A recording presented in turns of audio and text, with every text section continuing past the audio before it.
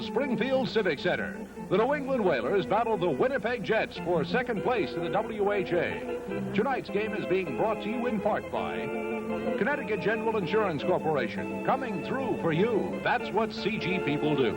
And by Budweiser, the king of beers. When you say Budweiser, you've said it all. And by the Stanley Works. And by Aetna Life and Casualty Insurance Company.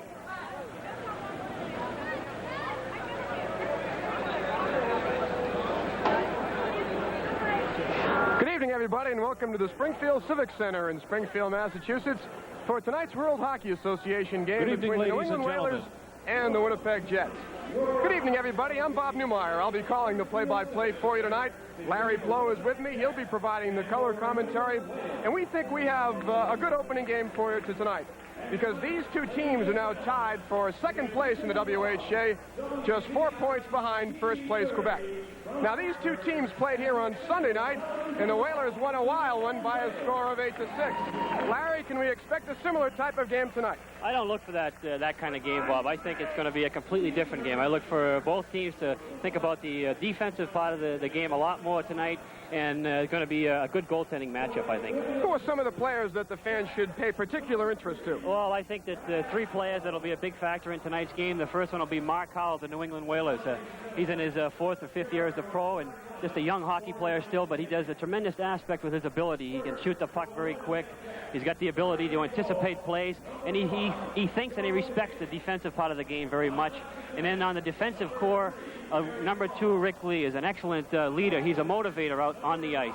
He will do things that a lot of the fans will not notice out there. He's such a leader in the dressing room also, and his ability to get himself involved physically is a big aspect of his hockey game, and he'll be a leader out there tonight. And for the Winnipeg Jets, I think we'll have to keep our eye on Kent Nielsen, who's an excellent offensive hockey player. He has a lot of traits that Mark Howe has. He doesn't have the defensive aspect of Mark Howe, but Kent Nielsen is a Swedish-born hockey player, one of the many in North America, and he has a blistering shot and the ability to make a lot of things happen offensively. Okay, Larry Plow, we must tell you that Gordie Howe is not playing for the Whalers. He's out with a bad ankle, and Brad Selwood has suddenly caught us all by surprise, has recently announced his retirement. So no Gordie Howe and no Brad Selwood tonight. In just a moment, the opening face-off between the New England Whalers and the Winnipeg Jets. I was a secret money worrier until Connecticut General showed me how to reach financial independence in my lifetime. CG certainly came through for me. Coming through for you. That's what CG people do. My successful business became more successful after Connecticut General helped me work out a cash flow strategy. CG sure came through for me. Coming through for you. That's what CG people do. Call us. We'll come through for you, too. This is Monument Valley, and today it greets the Budweiser Clydesdales, proud symbols of a beer whose unique, distinctive taste leads the way.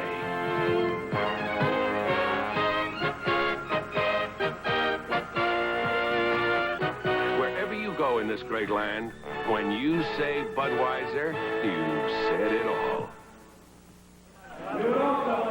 Yeah, I can hear.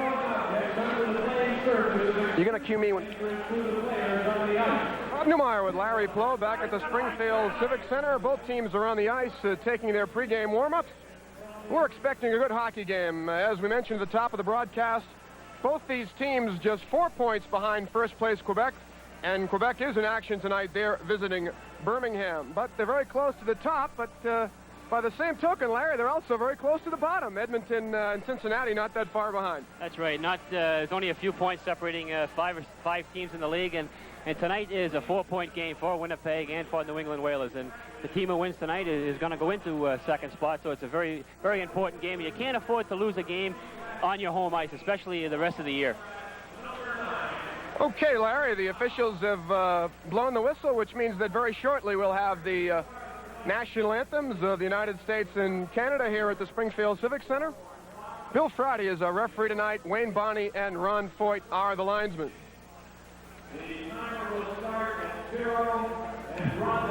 Teams are lined up in their respective blue lines. The Winnipeg Jets defending the goal to our left, and Al Smith defending the goal to our right. So let's pause right now here at the Springfield Civic Center while the fans are rising for the national anthems of the United States and Canada.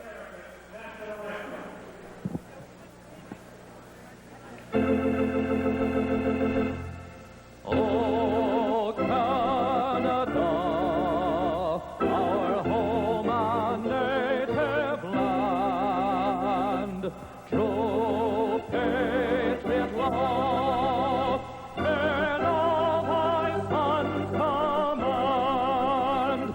With glowing heart we see thee rise, the true north, strong and free. And stand on guard, oh Canada, we stand on guard for thee. Oh Canada, glorious and free, we stand on guard, we stand on guard for thee. Oh, Canada, we stand on guard for thee.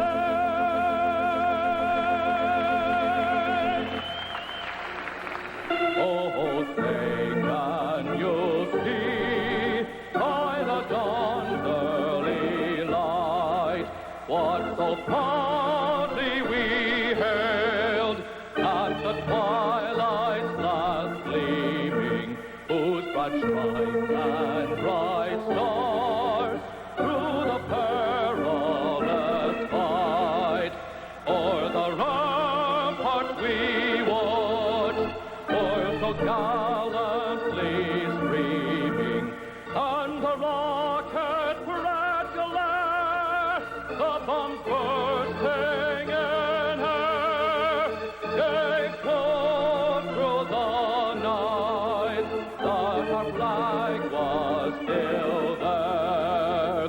Oh, say does that star-spangled banner yet wave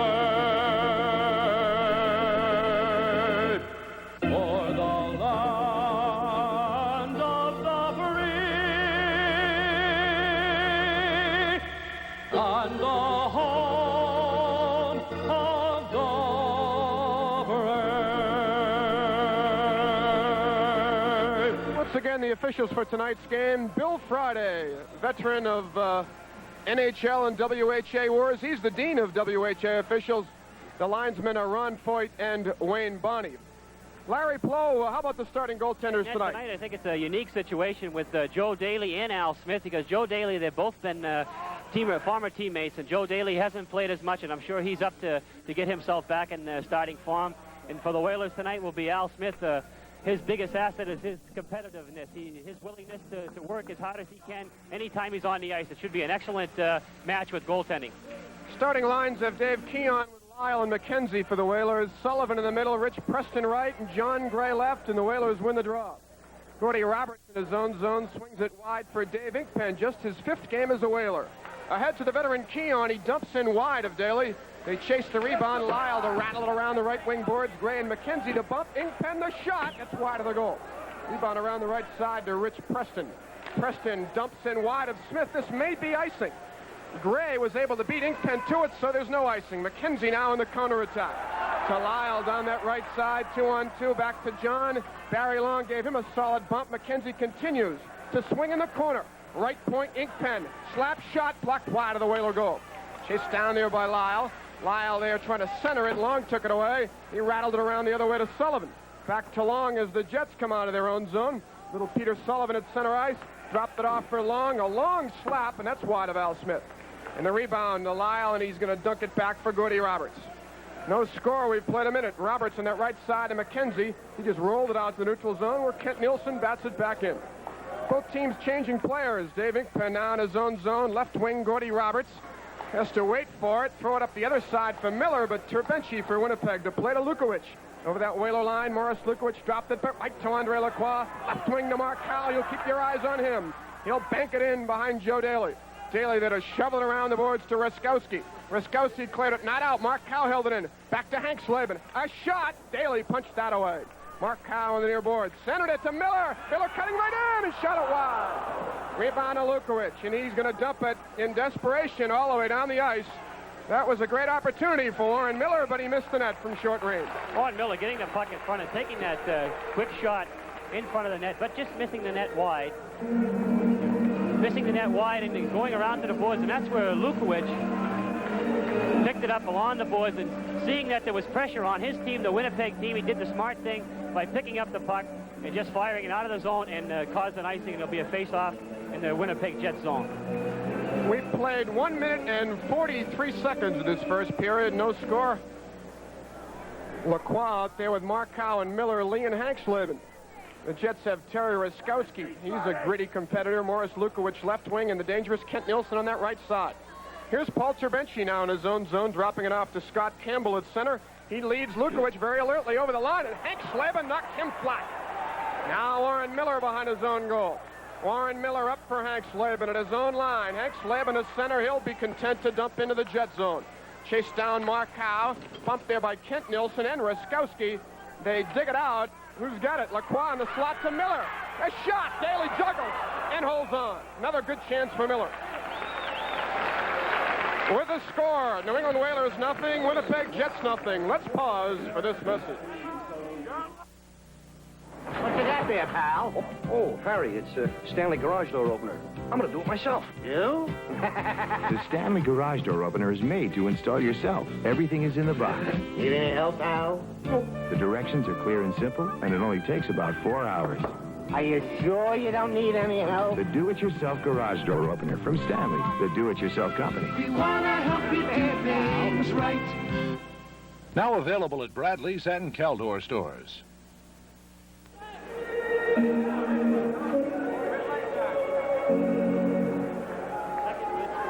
Game already with a good hard shot, slap shot from deep in the slot. Joe Daly coming up with a good stick save.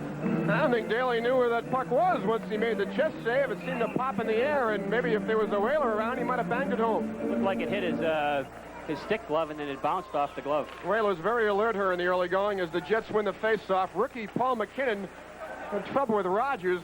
Now he's going to roll it around the other way for Mike Amodio. Amodio stumbling a bit, but looping it out to Lezuc, not out. Ron Plum held it in with a dumping move behind Joe Daly. Amodio for the Jets around that right side, not out. Marty Howe to hold it in. Marty Howe's pass, though, went right to the Jets' Lyle Moffat. Antonovich forechecking with Blaine Stoughton. Stoughton centered it, but right to Amodio for Winnipeg. Ahead for Peter Sullivan. Sullivan's lead too far for Lezuc. Plum to jam it back deep to the Jet zone. Stoughton to flag it down against Daly, and Daly won the race and cleared it around the left wing boards to Amodio. Right wing, much too far for Moffat.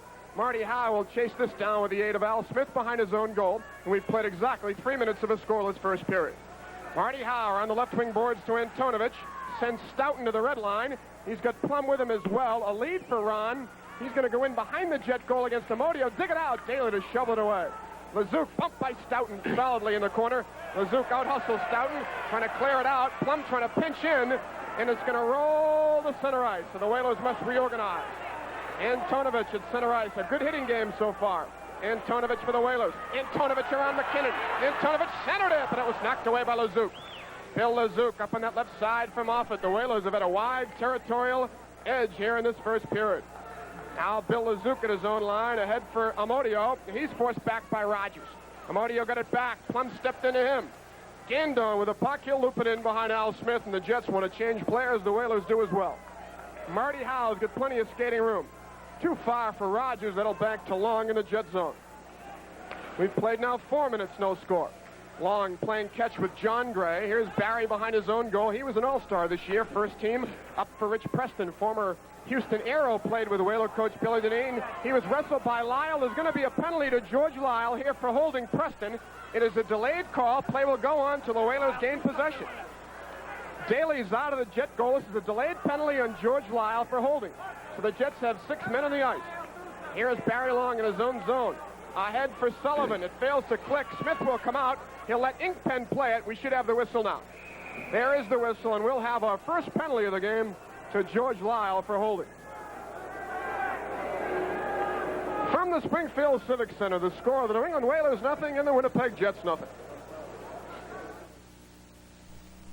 To us, a tennis ball. To previous Aetna World Cuppers like Connors, Ashe, or Newcomb, a missile capable of speeds up to 140 miles an hour. Professionals like these are coming to New Haven for the Aetna World Cup, March 8th through the 11th. Tickets available at the box office, Hartford Civic Center, New Haven Coliseum. Rich Preston of the Winnipeg Jets using his strength and speed to get a step on George Lyle.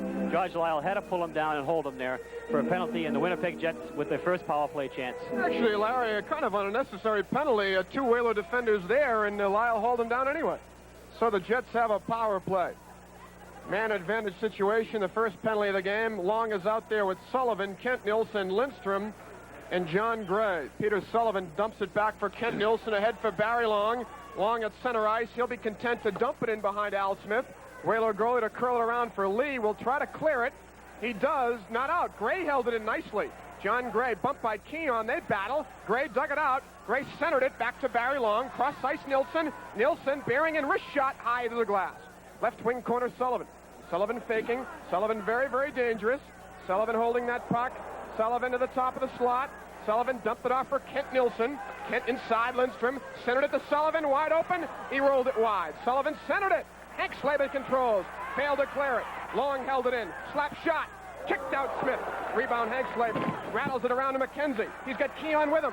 John failed to clear it. Jets keep it alive. Gray. Gray's got Long. Long tees it up. Doesn't shoot it. Slashes it back to Nilsson. Quick shot. Smith the save. Rebound the corner. McKenzie bumps Nilsson. Hank Slavin's got the puck. And he'll shoot it the length of the ice. 50 seconds on the Lyle penalty. Whalers change quickly. Barry Long leading Morris Lukowicz. Dumps to Ruskowski to the Whaler line. Ruskowski weaving his way to the zone. Right point, Kent Nilsson. Slap shot. Kicked out Smith. Rebound Roberts. Roberts bumped by Ruskowski. Ruskowski centered it. It's back to Lindstrom. Left point, Barry Long. Inside, Lukowicz. Lukowicz back to Nilsson. He lost it there. Mark Howe after him, but Nilsson controls. Winnipeg, though, must reorganize, clear the attacking zone with 20 seconds in the Lyle penalty. Now Kent Nilsson dumps a soft one wide of Al Smith. First on it, Preston bumped by Roberts. They both fall to the ice. Who's got it? Ruskowski trying to work it free. Does so to Lukowicz. 10 seconds in the power play. Lukowicz fed it across for Kent Nilsson. Right wing boards. Nilsson just dumped it to Mark Howe. He'll clear it away. Lyle back on. This will be icing because Lyle is back on the ice. You're watching New England Whalers hockey from the Springfield Civic Center. Isn't it about time bankers designed a simpler way to do all your banking? A way that would include any kind of savings account you need, a checking account with interest if you want, a way to protect yourself from overdrawing checks, even a way to write yourself a loan, all wrapped up in one neat little package. Well, that's what CBT's personal bank kits are all about. Personal bank kits, a better banking relationship, only at CBT. 13:21 to play, first period, no score off the face-off. Preston rattled one wide. High bounce for Hank Slavin. He'll volleyball that up into the stands and take a good jolt from Ruskowski, who always seems to be there in the corners, and that's why he is one of the prized possessions in this hockey league, Larry. Well, he's a leader in that team, and you notice on the power play there, he went in there and took the body out of the play on Hank Slavin and causing that good chance for Kent Nilsson and Barry Long from the point. And he's a very aggressive hockey player, not a big hockey player, but he uses his body, and he won the faceoff there to give that good chance for Lukowicz to get the shot off on the faceoff. Faceoff upcoming to the right of Al Smith. Ruskowski was thrown out of the faceoff, so Lukowicz will take it with Lacroix, and Andre won it for Alan Hank Slavin. Around the left wing boards for the Whaler captain Rick Lee, ahead for Mark Howe. Mark Howe very slowly now to center ice. Mark Howe will dump a wrister in wide of Daly, and they'll chase it down. Lukowicz to curl it around, not out. Miller jammed it there. Ruskowski took it away from him. Headman's for Turbenchi. Paul Turbenchi. He'll be content to dump in behind Al Smith. First on at Lee. They jam with Preston, dug out Lukowicz. Right point Campbell. Scott controls it in his glove, but couldn't make much of a play there, and In that case, with the Whaler attackers on him, he did the right thing by just holding that puck there. Al Smith also making an excellent play there, going behind the puck, helping behind the net, helping out his defenseman before the puck went around the boards and getting the puck control of it and throwing it back up the boards for his winger or his defenseman to pick it up and try to get it out of the zone. Mark Howe out there in this shift, the third leading point getter in the World Hockey Association. Here's Hank Slavin's bank to Miller, too far. Goalie Daly to clear it in that right side for Preston. Preston stolen by Mark Howe, dump it back for Lee. Shifting at center ice, Raskowski took it away, Preston with him, but there's Mark Howe back-checking and a glaring example of what a fine defensive hockey player Mark Howe is. The Whalers had defenseman caught up ice, but Mark Howe came racing back and actually forced the Jet offside. As we mentioned in the pregame show, that's one of his aspects, just a tremendous ability to think about the defensive part of the game, and that is such an asset for this hockey team. Whalers win the draw. There's still no score. We've played 7:30. Hank Slavin around for Miller, squeezed by Lukowicz. Turbenchi from the point, wrist shot, blocked Hank Slavin, cleared out of trouble. The Jets must reorganize. Scott Campbell, second-year defenseman, left to Turbenchi, ahead for Raskowski. Back to Turbenchi. He'll slide it along the ice to Campbell on that right side. Campbell in the middle of Raskowski. Left side, Lukowicz over that Whaler line. Lukowicz stops, looks. Good move away from Miller. Set up the trailing Campbell. The shot, tipped wide, rebound. Somehow the Jets did not score. Lukowicz had a great chance with Smith out of the net, but I think it was Hank Slavin there that saved the day. Well, the play started with Lukowicz carrying the puck over the blue line. As he moved over the blue line, he threw it back to Campbell, who took a shot on net, and Lukowicz moved to his position in front of the net and right there for the rebound. But Al Smith or Hank Slavin got a piece of that puck to keep it from going into the net for the Winnipeg first goal. Excellent play there by Morris Lukowicz. I'm not so sure that Lukowicz didn't fan on that shot either, Larry. I think he pulled the trigger and he came up empty. And his second chance was blocked by Hank or Smith. That was one of those situations he could have shot it maybe a little bit quicker. And sometimes you think maybe you're going to take a little extra second when you see that open net like he did there. And by that turn, it gave Hank Slavin a chance to get over there and get a piece of the puck. Smith stopped Moffat off the face-off, and Plum jammed it to center ice. They cuff it around, Plum to dig it out, dump it for Mike Antonovich. He'll slap it in wide of Joe Daly. Rebound to Bill Lazouk, jammed by Stoughton, and Mike Amodio for the Jets. Threw it up on the right side. Nobody around, though, but Marty Howe. Marty Howe rolled it to Antonovich. 3-on-2. Bad angle slap, well wide. Hard rebound, though, to Plum. He'll jam it back in the corner behind the Winnipeg goal to Antonovich. Try to stuff it. It's loose, though. Stoughton trying to keep it alive. Cross-ice Rogers. Quick shot blocked. Stoughton a second chance. Quick shot, that's blocked as well. Stoughton in the corner. Stoughton tied up by McKinnon, dug out by Moffat with the help of Daly to Amodio. Rogers rubs him into the boards. Antonovich forechecking as well. And they'll tie it up for a face-off. You know, it's funny, Larry, that was a good shift by the Rogers line. How that Lyle penalty changed the momentum of that period. The Whalers off to a very alert start. Get that penalty, the Jets had a power play. They continued the attack after that. Well, they had 2 or 3 good chances on the power play, and it happens very often. You don't have to score a goal on the power play, but it's the idea of getting some good offensive chances to get the offense flowing in a hockey game. Jets win the draw. Bobby Gandon jammed back by Stoughton behind the Winnipeg goal. Funny bounce to Rogers. Centered it, knocked away by Amodio again. Centered Moffat, cleared it away.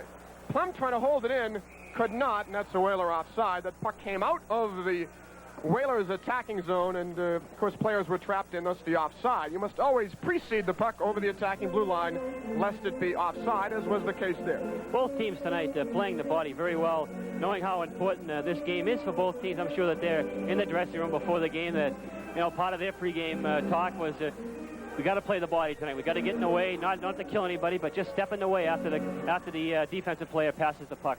We've played 9 scoreless minutes of this first period. Whalers dump it into the right of Daly. Kim Claxon, a long lead for Gandon. It failed to click, but it will not be icing. Chased down by Plum behind his own goal to Marty Howe. Positional pass for Antonovich. He's right where he should be. And out he dashes to center ice. Mike in the middle of Stoughton. Over that Jet line, Stoughton in heavy traffic, chopped one wide of Daly. Barry Long on it there for Winnipeg. Long bumped by Stoughton. It's around the boards to Bill Lazouk. Right back for Barry Long.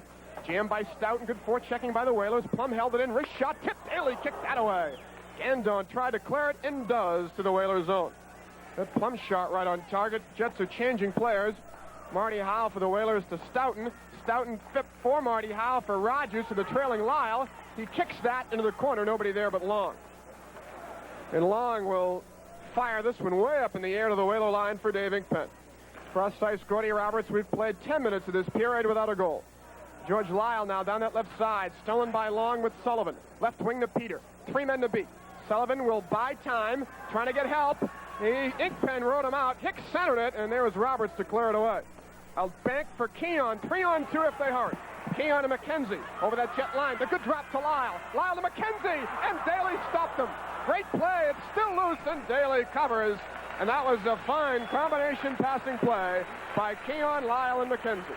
Excellent play there. And the play actually started with Goody Roberts moving the puck right away up the boards to George Lyle. George Lyle takes it in over the line, gives it to McKenzie. McKenzie picks it up, tries to cut in front. There, Joe Daly stands his ground there and forces McKenzie so he couldn't get the good shot off and covers it up for the whistle. Excellent play by Joe Daly.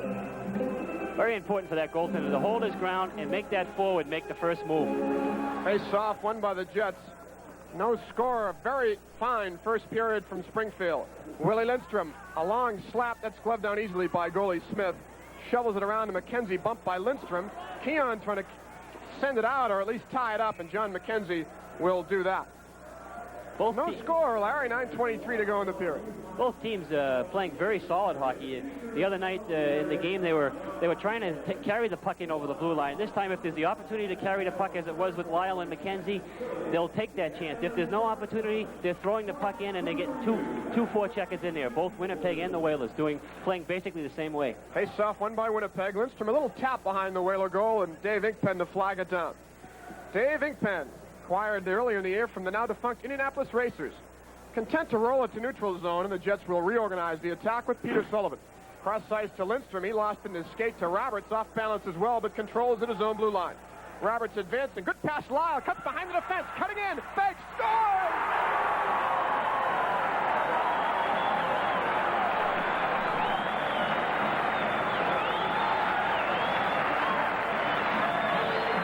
Goody Roberts moving the puck very quickly to George Lyle.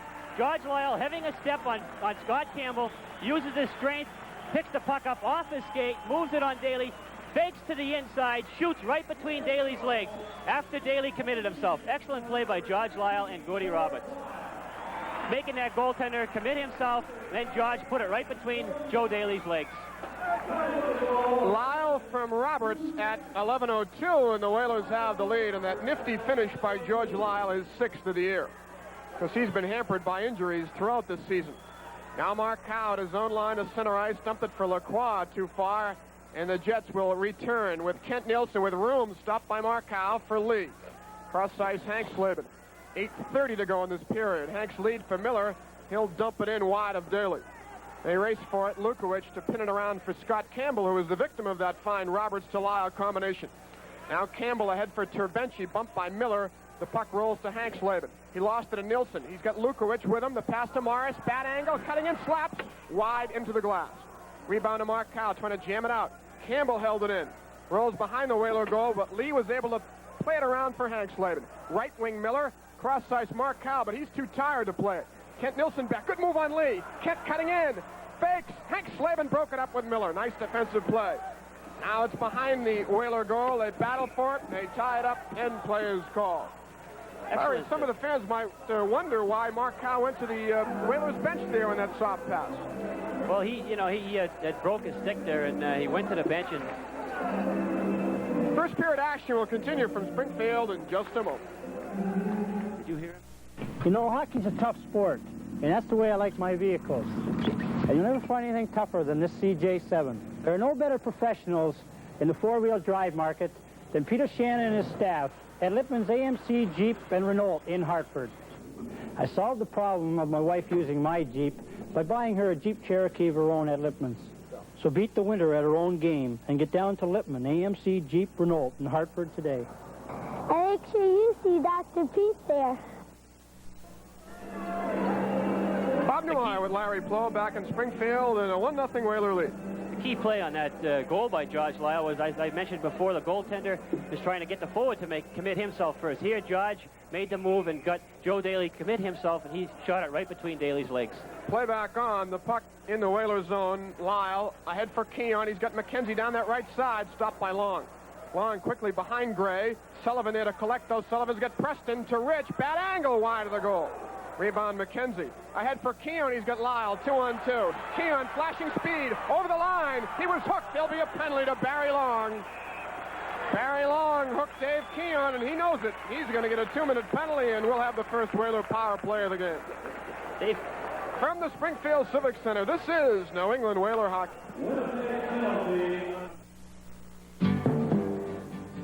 How many different tastes can you satisfy in downtown Hartford restaurants? Well, when you're on the run, there's dogs, burgers, and fries, gardens of salads, and 1,000 dressings, omelets, steaks, even fish cakes, and later a drink with friends before sitting down to roast rack of lamb and a marvelous wine. Sunday brunch to Wednesday lunch to Saturday night supper. Soft music and candles or the beat of a disco, downtown Hartford restaurants are one great feast after another. Barry Long, the victim, hooking Dave Keon. Dave Keon putting the pressure on both Clarkson and Barry Long, going down the middle, forcing that defenseman to come to him, using his speed and hooking him right there, causing the penalty. Excellent play by Dave Keon. Using his speed there, a great ability that he has. Keon, McKenzie, Lyle, Mark Howe, and Roberts off the face-off. The Daly save. Whalers set up a power play. Lyle has done some good work tonight. So Keon trying to stuff it. He rolled it in front. Cleared away by young McKinnon. He leads out Preston just a hair too far, and Mark Howe controls it ahead for Lyle. Whaler will reorganize their power play. Lyle, a spin move to McKenzie in the middle of Dave Keon. Back to John, bad angle dash, takes it behind the goal. Now to Roberts. He lost it, gets it back, backhand block. McKenzie's rebound. He's going to try and set it up in the corner. John McKenzie, right point, Gordy Roberts. Fired it into the corner. And who's got the puck? Preston banks to Sullivan. That was a strange play by Roberts. Sullivan one-on-one is slapped wide of Al Smith. Rebound to Preston. Behind the Whaler goal to Sullivan. Preston wide open, but Mark Howe took it away. A minute 12 in the Whaler power play. Mark Howe to Keon. Keon cuts to the middle at center. Keon to the jet line. Dumps it for McKenzie. Getting set. Wrist shot. Tip Lyle wide of the goal. Roberts the control. Short flip to Lyle. Centered it, but right to Sullivan. Sullivan for Winnipeg with Amodio. Mike very slowly to that Whaler line. Will try and kill as much time as he can. But a good move on Mark Howe, and he slid it a little bit too far for Lezouk, and we've got 50 seconds on that New England man advantage. 1-0, Whalers have the edge. Roberts to Lacroix. Andre Lacroix, very nifty with that puck. Center ice, weaving. Now to Mark Howe on the off wing. Mark, bad angle, cuts behind the Jet goal. Mark looks for an open player. Poked away by Campbell. They tied up there. Miller trying to keep it alive, but it was dug up by Gandon. He'll find the opening and clear it all the way up the ice. And the Whalers with 20 seconds of power play time left. 5:47 to play in this first period. Lacroix will dump to Lee. Lee troubled by Gandon. Gandon, a very fine forechecker. Lee escapes that move ahead for Jim Warner, his first shift. Back to Lee over the Jet line. Rick rushing it, dropping for Lacroix. Lacroix buying time in the corner, trying to set things up. Long is back on, though. Lacroix getting set, head faking, trying to make a play, slapping. Blocked by Cervenci, not out. Warner to dump it behind the Winnipeg goal to Miller. Miller curled it around, but there's nobody there except blue sweaters. Lee is steal. Lee trying to work into the corner for Lacroix. Round the other way for Miller. Miller there for the Whalers. Takes the point. Still looks behind the goal to Lacroix. Lacroix for Lee. He's in! Wide. Great setup, but Lee missed the net. It's back for Warner. A slap. Tip wide. Whalers pressuring.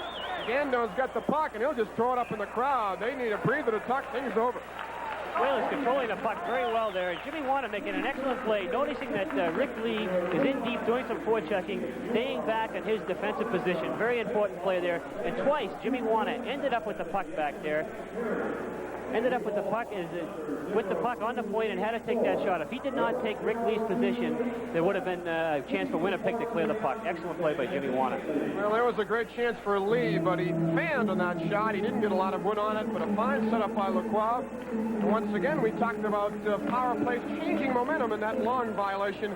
Although the Whalers did not score, they pressed when Long returned to the ice. So we remain 1-0 with 4:48 to go, first period. Here's Hank Slavin rolling at the center ice, and Raskowski with it for Winnipeg. Dumps it back for the captain Long, cross ice to the aggressive Kim Claxon. He just gave it away to Marty Howe. Quickly for Lacroix. He was stopped there by Lukowicz. Raskowski to Kent Nielsen. He's very dangerous over that Whaler line. Good move on Mark Howe. Another on Marty Howe, but Lacroix broke him up. Andre trying to find Mark Howe. Does with Miller. Mark crisscrossing with Warren. Warren wrist pass stopped by Raskowski. Raskowski left wings the overled Lukowicz. Hank Slavin cranked it in, but I'm afraid Miller was trapped, and the Whalers are offside. a player with Kent Nielsen's experience and in the offensive part of the game, you must take the body with him. He's going to try to beat you with speed, but also by putting the puck through your legs and around you and picking it up on the other side. It's a must to change his pace and the style of his game by taking him out of the play. Every time you get near him, you don't have to hit him hard, but just get in his way so he can't get around you and pick up that puck. Lyle's 6th goal from Roberts at 11:02 is the only goal of the game. Rick Lee grabbed the puck at center ice, and that's a violation. You can pat the puck with an open hand, but actually, technically, that could be a minor penalty for closing your hand on the puck, but I think Bill Friday really corralled it into his chest, so just a violation there. 4:05 to go as Long hammers away from long range, and Smith had no trouble with that. Hank Slavin lost it to Lukowicz. Centered it. It's loose for Kent Nielsen. He overskates. Lee to dash away with Mark Howe 2-on-2. Rick in the middle. Dumps for Mark Howe. Warner wide open, but Kent Nielsen made a good defensive play for Winnipeg. Long's got that puck for the Jets. Good lead for Raskowski, 3-on-3. Raskowski in the middle for Lukowicz. One man to beat Hank Slavin. Lukowicz drops it right to Lacroix, and he'll be content to bang it to the red line. Claxon up the boards for Kent Nielsen. Played in Sweden. Back to Claxon. Cross ice Long. Long slowly to center and carves one into the right wing corner. Nielsen after it there. Roberts will crank him to the glass. Warner's got that puck. Jim trying to curl it out and does to the red line. Tim Claxon for Winnipeg. Dumped it off for Terbenci. The Whalers are changing players. Terbenci's got some room, and he fired it, though, right to Mark Howe. He's going to be content to fire it right back to the neutral zone. Campbell for Winnipeg will rush. Bumped by Roberts. Hank Slavin to fire it up the ice. That hit Terbenci, so there'll be no icing. 3 minutes to go, first period. Whalers 1-0. Terbenci to Gray. His lead for Preston too far. Lyle to tip it back to Campbell. Campbell for Winnipeg. Center ice to the Whaler line. Campbell squeezed by Lyle and Roberts nicely. Lyle to dunk it around to Keon. Dave trying to find an open player. Doesn't find one, so he lobs it down the ice. Here's Lyle interfered with by Campbell. Good hustle by Lyle to draw the interference penalty from Scott Campbell. We're in the first period with the score. The New England Whalers 1 and the Winnipeg Jets 0.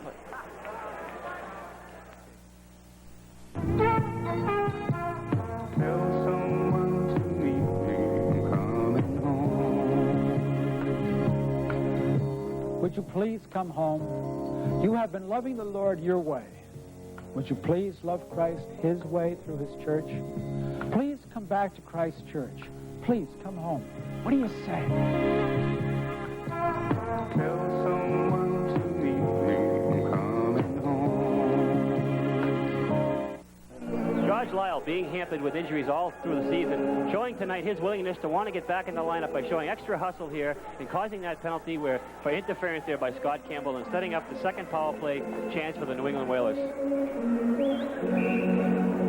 Of course, by definition, interference means that you cannot impede the progress of a player when he does not have the puck or has not just touched it, and that was a prime example.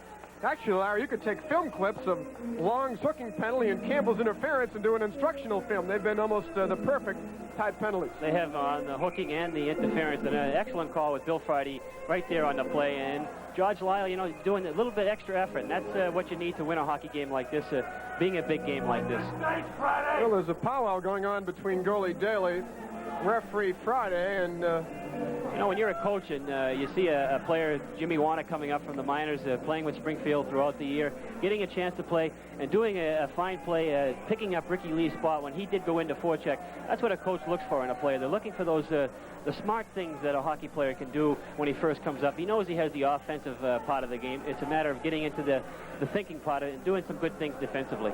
Coach Bill Dineen disgruntled about the possible stalling tactics of Joe Daly. What a cruel job it is to be a coach of a hockey team. Dineen formerly with the Houston Aeros, first year with the Whalers. Here's Gordy Roberts, left point, cross ice Lacroix, power play slap, wide of the goal. Rebound Lyle, behind the Winnipeg goal. McKenzie in there jamming to Keon. Keon centered it, but Daly out to pop on it. And the Whalers continue to pressure Mr. Daly. You know what they're doing? They're winning the face-off. They're getting it back to the point. And when you're on the power play, you try to start everything from the point. Get that long shot. Andy Lacroix there took the long shot from the point. And what happens if there's a rebound or the puck misses the net? That's when you get the defensive team moving around and out of position. And then you look for that shot with the open slot man. And that's very, very important in the power play. Try to get it back and get that shot on goal. Defenseman Mike Amonio, 26 years old, played with the Toronto Toros, and surprisingly enough, leads the Jet defenseman in the plus-minus category. Here's Lacroix at the right point. Tees up a slap. Daly saw that all the way. That's a key for a goalie. They see those shots. They'll be able to catch them 98% of the time.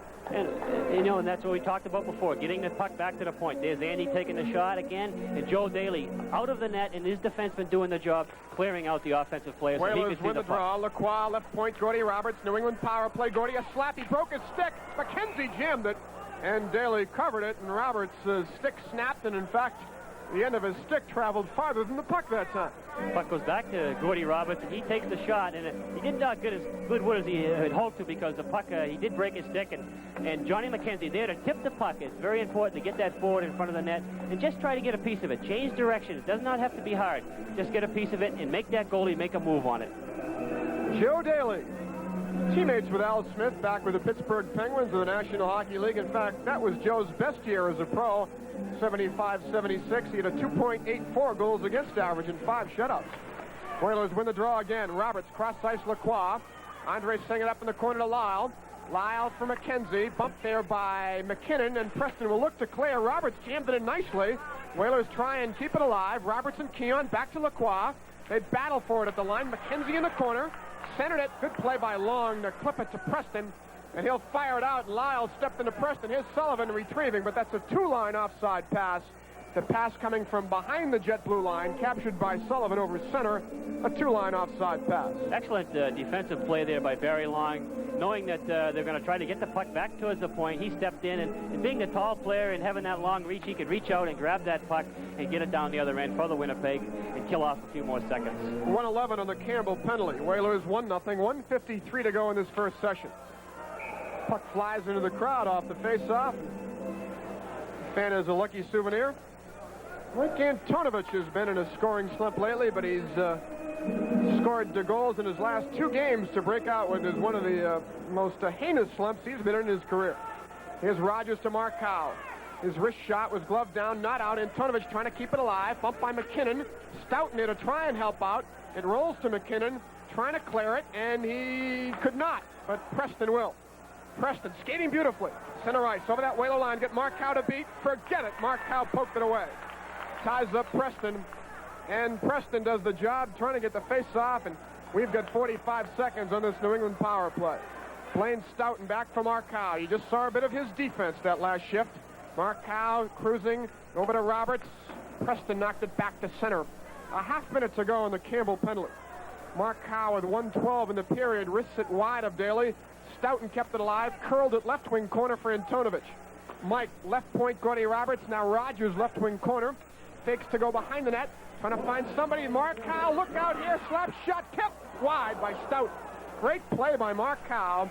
He faked the shot and found Stoughton, but Blaine tipped it wide. Campbell, 10 seconds. He'll be back on. Raskowski ragging time. Back to Lazuka, head for Long. Long for the Jets. Tap that back to Amodio. Campbell back on. The Jets have killed away the power play. 40 seconds in this period. Here's a 2-line pass coming up. Again, the pass originating behind the Jet blue line.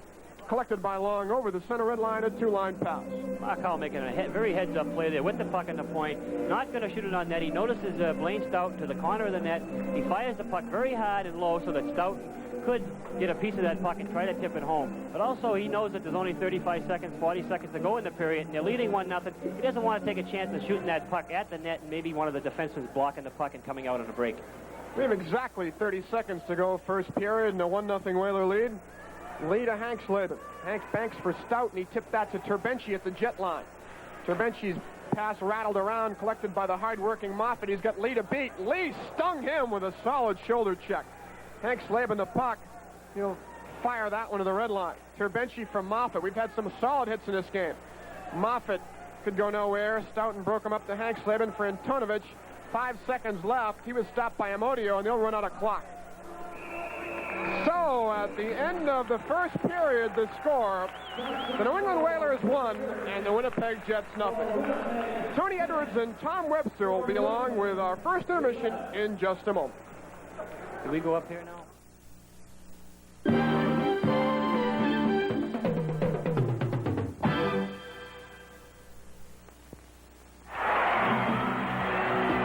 For some, saving is a way of life. Others of us need goals. That's why American Savings Bank offers a wide array of savings plans, all paying the highest rates allowed by law, from 5.25% on regular savings up to 8% on time accounts. The highest interest rates in town make saving at American pretty tough to beat. American Savings Bank, member FDIC. At Bedding Barn, buy the Simmons queen-size mattress and box spring set from the makers of the famous Simmons Beauty Rest for the mild-mannered price of just $259.88. And you get free of extra charge this queen-size frame, queen-size mattress pad, 2 queen-size sheets from the Roger Bow collection by Spring Made, 2 matching pillowcases by Spring Made, 2 Dupont queen-size pillows, and the Fuel Press blanket. Yes, over $370 worth of quality merchandise ready to sleep in. Just $259.88. You'll save over $100. That's Superman. Buy at a Bedding Barn near you. In Connecticut, Enfield, Newington, Bristol, Manchester, North Haven, and Orange, open Monday through Saturday, 9 to 9, Sundays 12 to 5, same-day delivery available. I talk your language. I'm one of several new ComKey phone systems any size business can afford, with features every business wants. A built-in loudspeaker, for instance, optional music on hold, and much, much more. Want business tools that can grow with your business? Southern New England Telephone talks your communication needs. Business tools that talk your language. From Southern New England Telephone. Who else?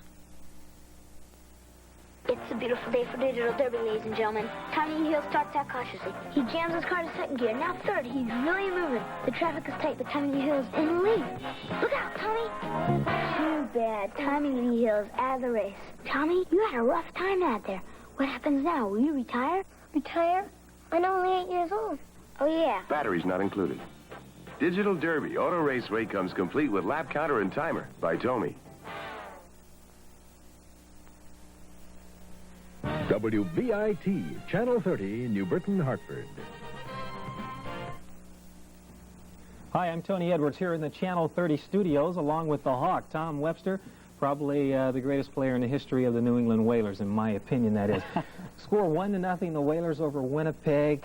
How do you see the first period? Well, so far, Tony, the Whalers, I think, are playing a very good checking game. They're sitting back, they're picking up their checks, they're trying to help one another all along. They had 6 goals scored against them last time, and I think that is probably still in their heads that they don't want to see this sort of thing happen again. So they're just waiting for the breaks, and one break came along, which we'll show you later on. Okay. Andre Lacroix, the center man. You've played against him, you've played with him. What's your impression of Andre Lacroix? My impression of Andre Lacroix is one of the reasons why I'm trying to come back this year is I'd like to play with that little guy. He's the type of guy that could complement any winger he plays with. He likes to use his wingers. He lets the puck do the work for you. You know, I've never seen a forward skate faster than that puck, and he's the guy that uses that puck to his advantage and to everybody's advantage. Okay. Andre Lacroix and I had a conversation not too long ago, and this is what that conversation looked like, Tom. Oh.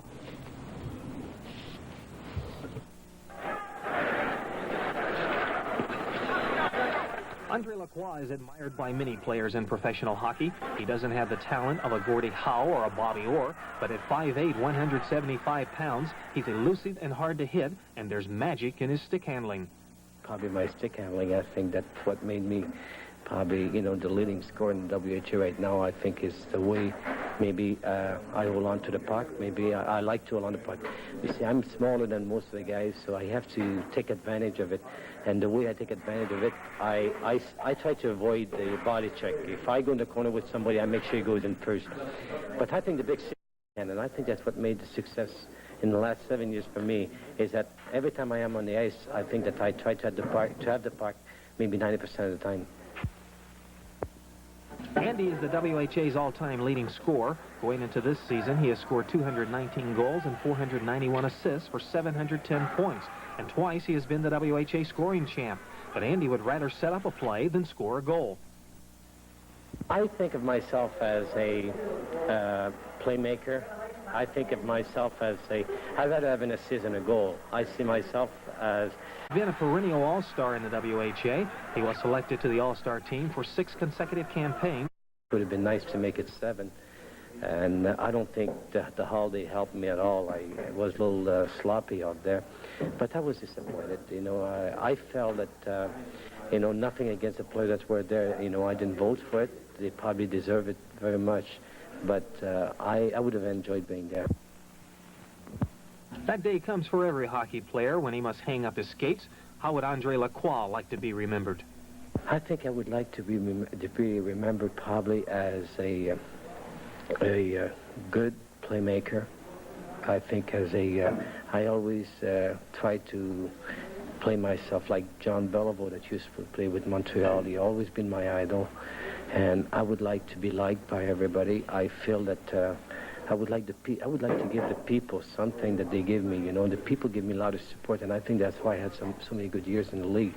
And every place I've played, and I've played in many places in this league in the last 7 years, the people have been very good to me. And I would like to be able, I know it's almost impossible, but I would like to be able eventually, when I'm through hockey, go back to the places I've been and to help cover up. And, you know, Rags has never been a real flashy player, but yet when the going got tough, you could always depend upon him to be in there and right to the end, and somehow or another find the leadership that we needed.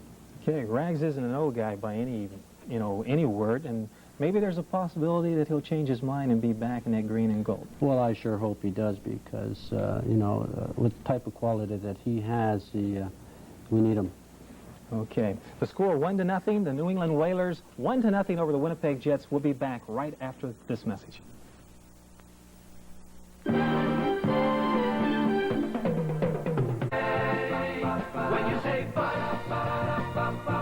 say you care enough to only want the king of beers. When you say Budweiser. Hal? Oh, Ferry, it's Stanley garage door opener. I'm going to do it myself. You? The Stanley garage door opener is made to install yourself. Everything is in the box. Need any help, Hal? The directions are clear and simple, and it only takes about 4 hours. Are you sure you don't need any help? The do-it-yourself garage door opener from Stanley, the do-it-yourself company. We want to help you get things right. Now available at Scarrett Home Center and King stores.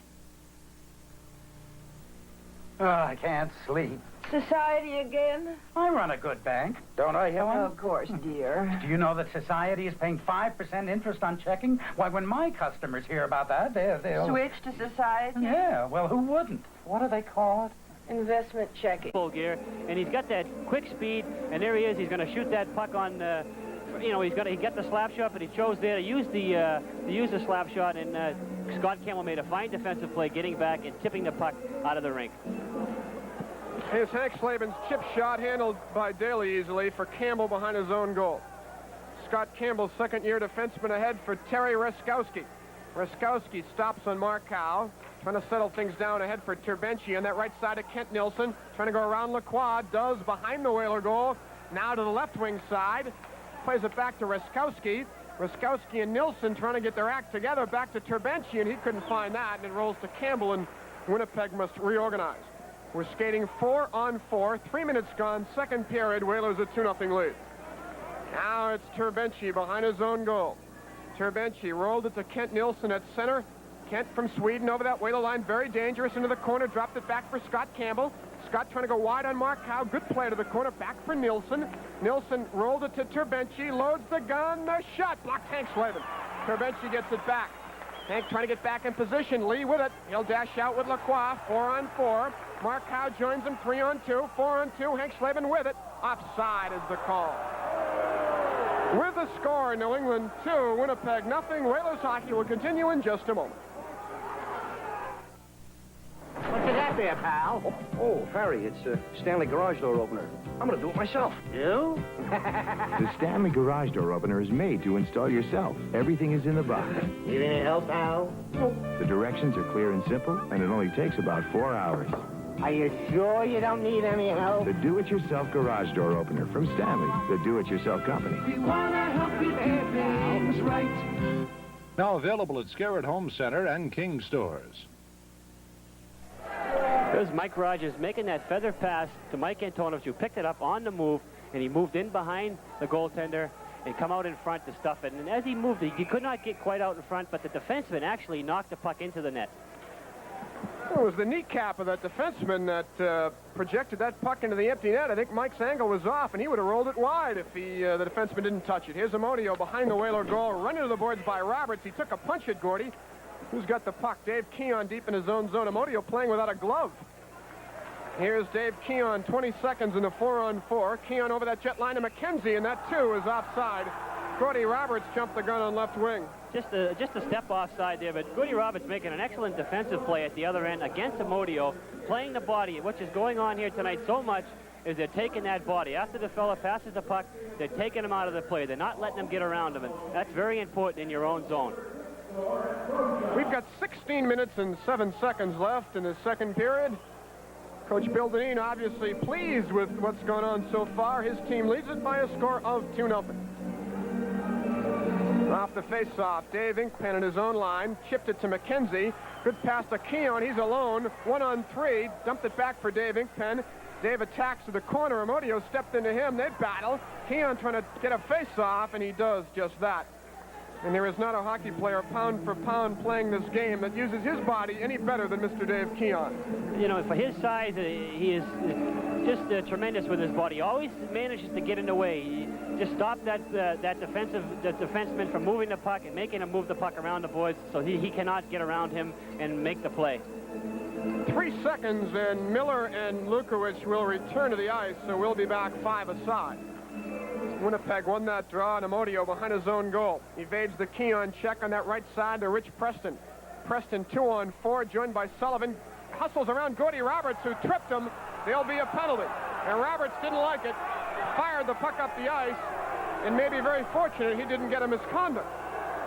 Very, very fortunate there that he did not get that misconduct by firing the puck up the ice, but Preston had a little step on him around the outside. And as he had that step on the outside, Gordy stuck his stick out and he had to trip him. Whalers hockey is coming to you live from the Springfield Civic Center. You know, hockey's a tough sport, and that's the way I like my vehicles. And you'll never find anything tougher than this CJ7. There are no better professionals in the four-wheel drive market than Peter Shannon and his staff at Lippman's AMC Jeep and Renault in Hartford. I solved the problem of my wife using my Jeep by buying her a Jeep Cherokee of her own at Lippman's. So beat the winter at her own game and get down to Lippman, AMC Jeep Renault in Hartford today. And make sure you see Dr. Pete there. On that penalty, the critical issue is, did he stick check the puck or did he get the skates of Rich Preston? He made the effort to get the puck, and it looked like he did trip him with his body, and if that was true, it definitely is not tripping. Now the Whalers gain possession, and Lee shovels that deep to the Jet zone. So Gordy Roberts gets a tripping penalty. At 4:19, the Jets now with a chance to get on the board. They trail 2-0.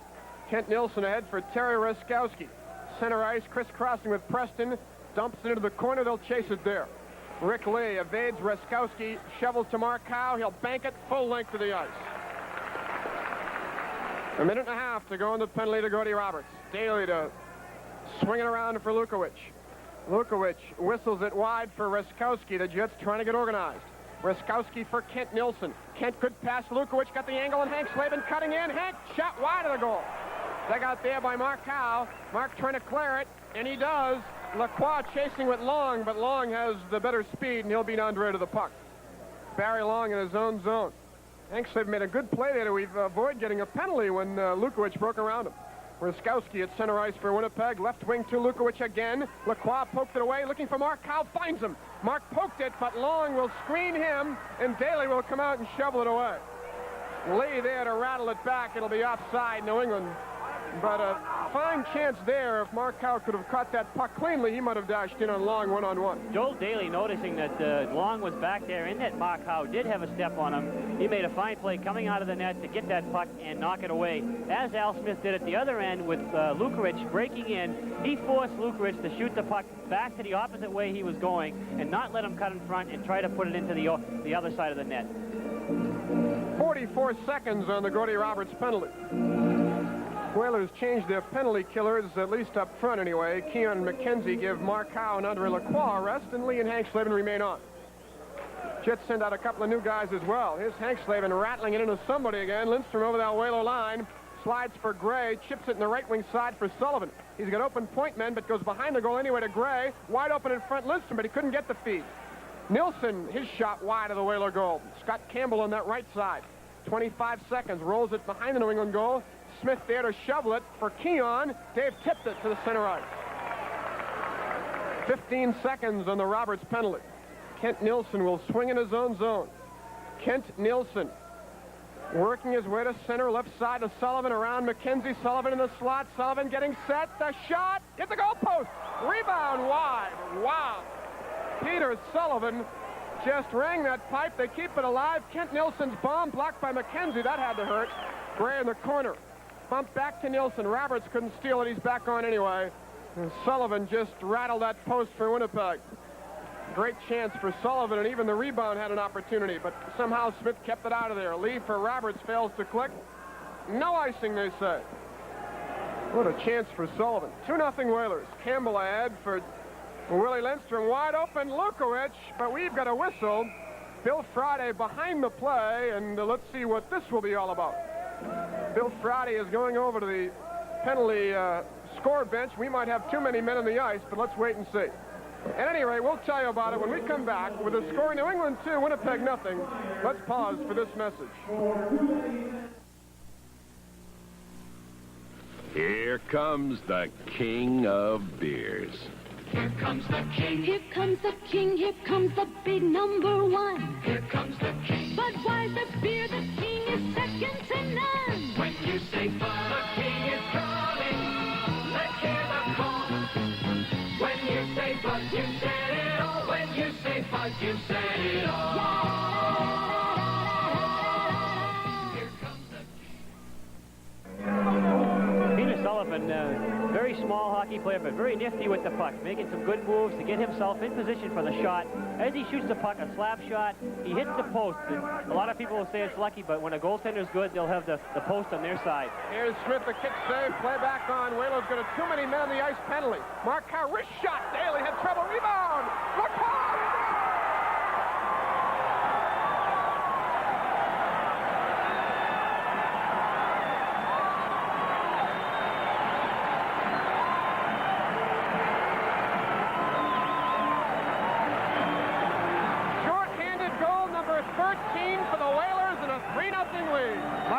Getting in behind the defenseman after that rebound, forcing the puck back to Andy Lacroix, who put it into the open net when Joe Daly was laying on the ice, and a record for Mark Howe with his 6th short-handed goal.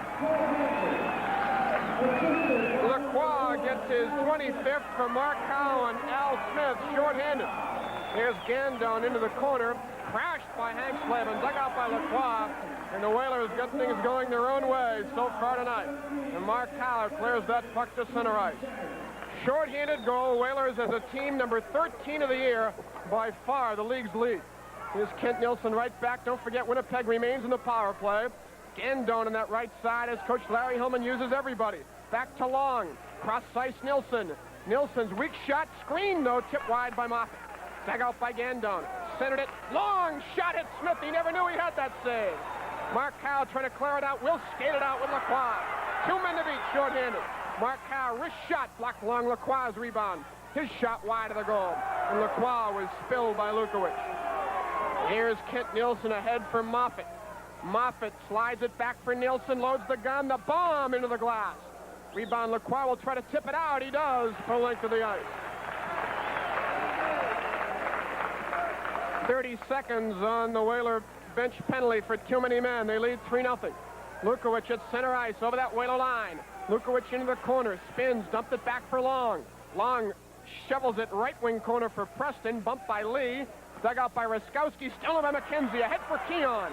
1-on-2. Dave flashes around Long, but not Campbell. Campbell for the Jets, overskates the puck, but gets it back. Campbell for Winnipeg, dumped it off for Raskowski. Raskowski as Keon ties him up in knots. Ahead for Lukowicz. He's got room down that left side. Lukowicz, bad angle wrister, well wide of Smith. Campbell could not hold it in. Antonovich screens him away. Will try to get a face-off. The Whalers not only have killed their penalty, they've added to their lead. From the Springfield Civic Center, the score: the New England Whalers 3, the Winnipeg Jets nothing. Isn't it about time bankers designed a simpler way to do all your banking? A way that would include any kind of savings account you need, a checking account with interest if you want, a way to protect yourself from overdrawing checks, even a way to write yourself a loan, all wrapped up in one neat little package. Well, that's what CBT's personal bank kits are all about. Personal bank kits, a better banking relationship. only at CBT. Bob Newmeyer with Larry Plow back at Springfield. A 3-0 Whaler lead with 11:02 to go in the second period. LaCroix's out there with Mark Howe and Miller, Inkpen and Roberts, as the Jets have Ruskowski, Lukowicz. Ruskowski went nowhere. Inkpen ahead for Mark Howe to complete that line. Preston on the right side with Campbell and Turbenchi, the Jet defense. Whalers playing their best game in a long time so far tonight. They have not looked sharp in the last 2 weeks, but tonight they have been right on the beam. Here's Campbell ahead for Paul Turbenchi, the Jet defenseman advancing to center. Will whistle it in wide of Al Smith. Rebound Mark Howe. Chops it, but not out. Lukowicz held it in. Bumped by Roberts. Mark Howe to throw it around the right wing side for Dave Inkpen. Good lead for Lacroix. He's got Miller right, Mark Howe left. Chooses to go left too far. Campbell back for Lukowicz. Lukowicz saw Roberts, drops Ruskowski. One man to beat. Slap shot, blocked Dave Inkpen. Ruskowski now tied up by Dave, and Miller to crowbar that free. They'll declare it, though. Ruskowski kept it alive. Hard-working centerman trying to work on Inkpen. Evades the Inkpen check. Evades the Lacroix check. Loaded it over to Campbell. Wrist pass in the corner to Lukowicz. Stolen by Roberts. Roberts bumped there by Lukowicz. Inkpen with it behind his own goal. Jets forecheck well, and Dave Inkpen wants to ice the puck to relieve the Ruskowski-Preston Lukowicz pressure. And there is Terry Ruskowski, Larry, in his finest form. That's what he does best. He'll get in there and forecheck and bother that defenseman. And Dave Inkpen making an excellent play there, getting the puck out, noting that they're in trouble, just icing it and getting to change the lines. And Winnipeg, in 2 games, have been caught on the power play for shorthanded goals against, and that definitely hurts a hockey team. And Mark Howe making an excellent play there, getting in between both defensemen after shooting the puck, going right after the rebound. And as Daly was down, Lacroix picked up that rebound and just put it right in over Joe Daly. Coach Larry Hillman of the Jets are wondering what's gone wrong with this club so far. They trail 3-0. The Whalers playing superior hockey so far this evening. You know, you talk about shorthanded goals, Larry, and the Whalers now have 13 as a team. Edmonton and Cincinnati have 4. And total, the other 5 teams in the league have 14. One more shorthanded goal, and the Whalers will have as many as a team as the other teams have combined. You just can't relax out there in the power play when you have Mark Howe and Andy Lacroix or Keon and McKenzie killing it. Now the puck behind the Whaler goal. We've got 9:30 to go in this middle period, and the Whalers lead 3-0. Keon off the kick pass from Lyle, dumped it to the red line. John Gray played his college hockey at the University of New Hampshire, dumped it in behind Al Smith. Marty Howe on it there, right wing John McKenzie. Leads Keon to center ice. Dave's got John trailing. We'll wait for him to fly into the corner against Amodio. John shrugs off that check. Now Amodio pounds him to the glass. Lyle with it. He was stood up by Gray. Daly to cover up. Play goes on. McKenzie took a whack at it. And now we've got a jam up in front. Lyle was decked by Amodio. And Lyle and McKenzie. And we've had a similar jam on both ends in this middle period. Before it was Lukowicz and Miller and Smith. And now it's Daly and McKenzie and Amodio. And Lyle got the worst of that. He was knocked flat by Amodio. Daly coming out of the net to cover that puck. He was a good 2 or 3 feet out of the crease. McKenzie noticed that, and the whistle did not blow, so he just took a dive in there to try to get that puck loose. And Daly did get a piece of it, and McKenzie then come in, and he just tried to knock it loose, did everything he could, and that's where Amodio come in behind and hit Johnny McKenzie, and then George Lyle hit Amodio, and both of them went at it. We've got some disagreement, needless to say, between Joe Daly and several of the Whalers. We're going to have penalties as doled out by referee Bill Friday to John McKenzie for one, and perhaps Joe Daly for another. We'll wait for the announcement. John McKenzie will definitely get one for the Whalers, and Joe Daly for the Jets. So turnabout fair play here in the second period. Lukowicz and Smith went off earlier on, and now McKenzie and Joe Daly get minor penalties. Both similar calls, and tonight the power play is playing a big part of this game with the Whalers killing all their penalties off, and us scoring a power play goal and a shot-handed goal. Well, Daly and McKenzie get minor penalties at 10:54. If you joined us late, Lyle scored in the first period from Roberts. Antonovich on the stuff from Stoughton and Rogers at 1:50 of the second. And Andre Lacroix has added a shorthanded goal for Mark Howe and goalie Al Smith at 7:03 of the second session in New England, enjoying a 3-0 advantage. They should be. They're playing excellent hockey. They're forechecking. They're skating. What we talk about many times during the broadcast is when the team isn't playing well, they're not using their legs. And when you use your legs, you think better also out there. And they're not doing the bad things in their own zone. They're moving the puck around the boards. The wingers are there to get it out. They're playing excellent hockey here tonight. We're skating 4 men aside again in the second period. Keon and Warner, Sullivan and Lukowich, the forward lines. Terbenci and Campbell, the Jet defense. Inkpen and Roberts. Sullivan now for Winnipeg. Peter Sullivan lobs one left side for the veteran Terbenci. Terbenci slowly to get things organized for Winnipeg. Dropped it off for Lukowich. Lukowich racing over that Whale line. Lukowich bumped by Gordy Roberts. Gordy's got the puck. Will go for a skate. Stop behind his own goal and left wing to Keon. Right back for Gordy Roberts. Half minute gone in those doubles. Roberts at center. Cruising gets a basketball type screen from Warner. Cutting in. Slaps it. Daly kicked that away. Keon's rebound wide of the goal. Lukowich for Winnipeg. Behind his own goal to Scott Campbell. Left wing corner for Terbenci. Terbenci bumped solidly by Warner. Dug out by Sullivan. He twisted around for Campbell. And we have 1:10 on the Mackenzie Smith penalties. And Keon will go to Roberts and they'll kill off some clock. Roberts right side. Dave Inkpen the return to Gordy Roberts, just 20 years old. Too far for Keon, but not icing. Terbenci for Winnipeg. Bumped by Keon. He evades the check. Paul Terbenci. Both teams want a change of players. Dumped it off for the speedy Sullivan. Over that Whaler line. Sullivan trying to go right through. Roberts played the puck, but Sullivan couldn't collect. Lukowich back for Campbell. Backhands it behind the Whaler goal. Smith to hold there for Dave Inkpen. Right wing for Warner. Caught him, handcuffed him a bit, but he fed it ahead to Andre Lacroix. Andre 1-on-3, fakes the slap, goes wide on long, the puck to the corner. Whalers are changing players. Winnipeg regains possession. Now 30 seconds remaining on those penalties to McKenzie and to Al Smith. Excuse me, to Daly. Daly and McKenzie went off. Here's Lukowich over that Whaler line. Stick check by Hank Slavin to Mark Howe, marking the transition. Mark Howe at Lacroix. Mark Howe shifting gears. Dumped it for Lee. Lee cutting in the return to Mark. Score!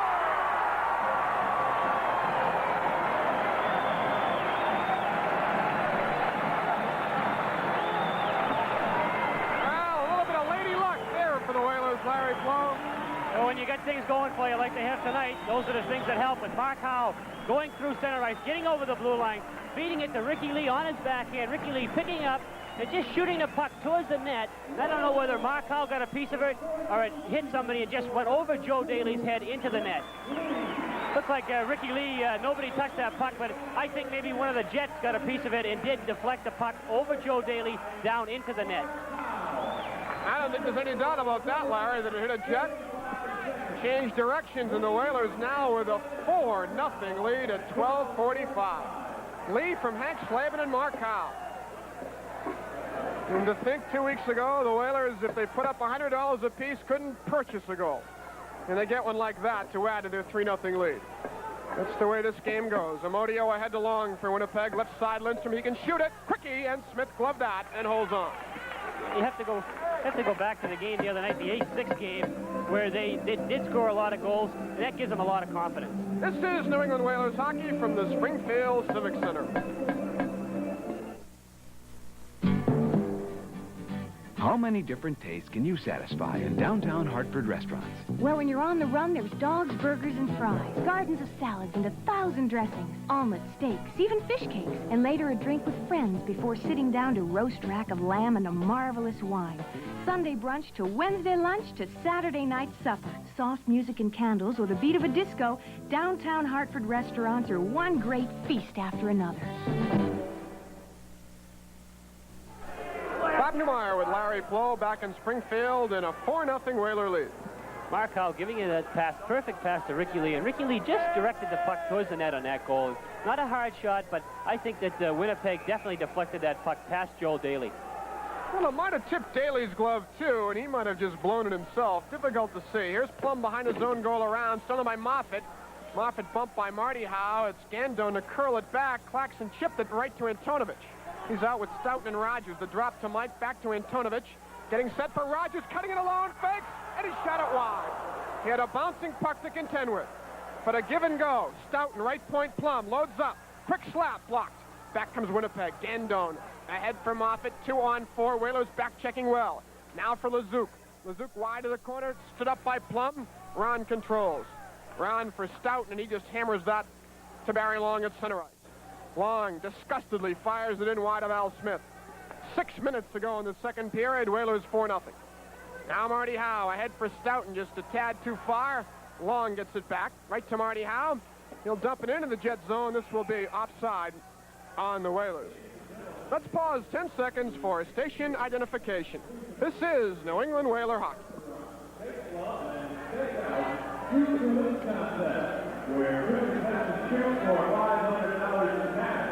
And tonight, we have 2 contestants from Springfield.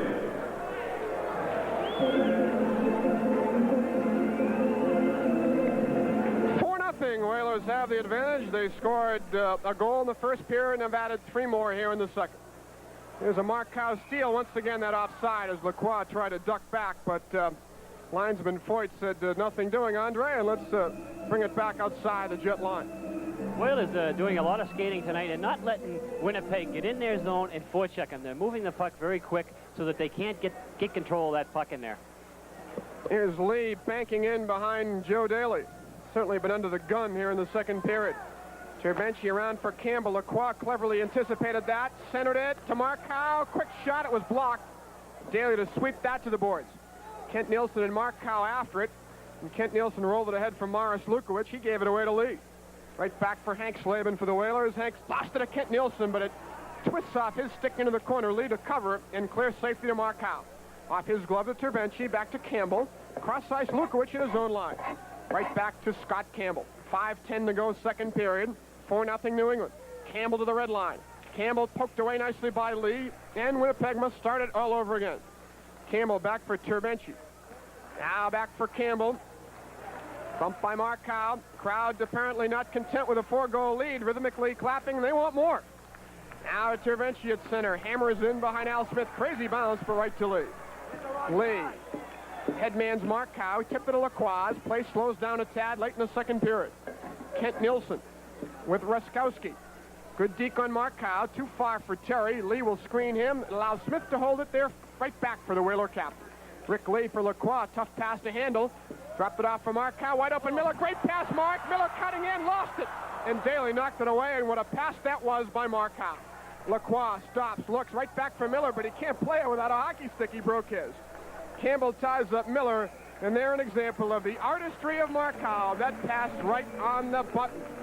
Super pass, just getting the puck on the move in center ice, and not even waiting, just zip right away, right to Warren Miller on the opposite side of the rink. And I think sometimes he passes the puck harder than a lot of guys shoot the puck. Warren Miller did. It bounced off his stick. He could not control the puck to go in on Joe Daly. But Andy Lacroix picked the puck up again, and he threw it into Warren Miller, where he had no stick in the slot, and he could not make the play. And he did take the puck into the corner and freeze it. Made a good play there by freezing the puck when he did not have the stick.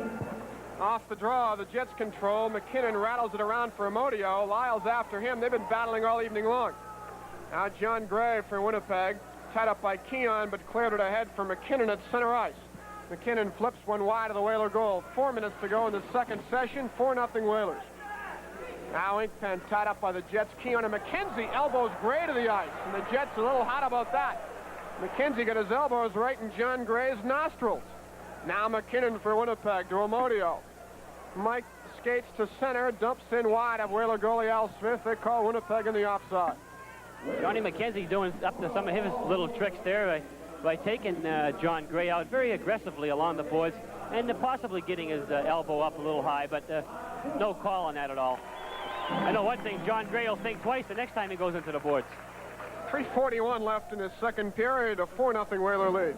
Lyle, Antonovich, Lacroix shorthanded, and now Lee in a 4-0 Whaler lead. Now Amodio. Right back to Paul McKinnon. He's only 20 years old. He rolled that wide of Al Smith. Crazy bounce. Inkpen alert to clear it away to McKenzie. Hard pass. John controlled it nonetheless. His pass went a mile behind Gordy Roberts, but he'll flag it down. No trouble for the Whalers here as Roberts just chips it deep to the Winnipeg zone. No icing as they rule. Amodio could have played the puck. Mike in his own zone for Winnipeg. Forced deep by Keon, the master of forechecking. And Amodio, all he could do was clear it deep to the Whaler zone. Again, no icing. Inkpen there for New England. Inkpen slowly trying to find John McKenzie. Finds him. Now John works for Keon. He let that slide back to Gordy Roberts with 3 minutes to go in this period.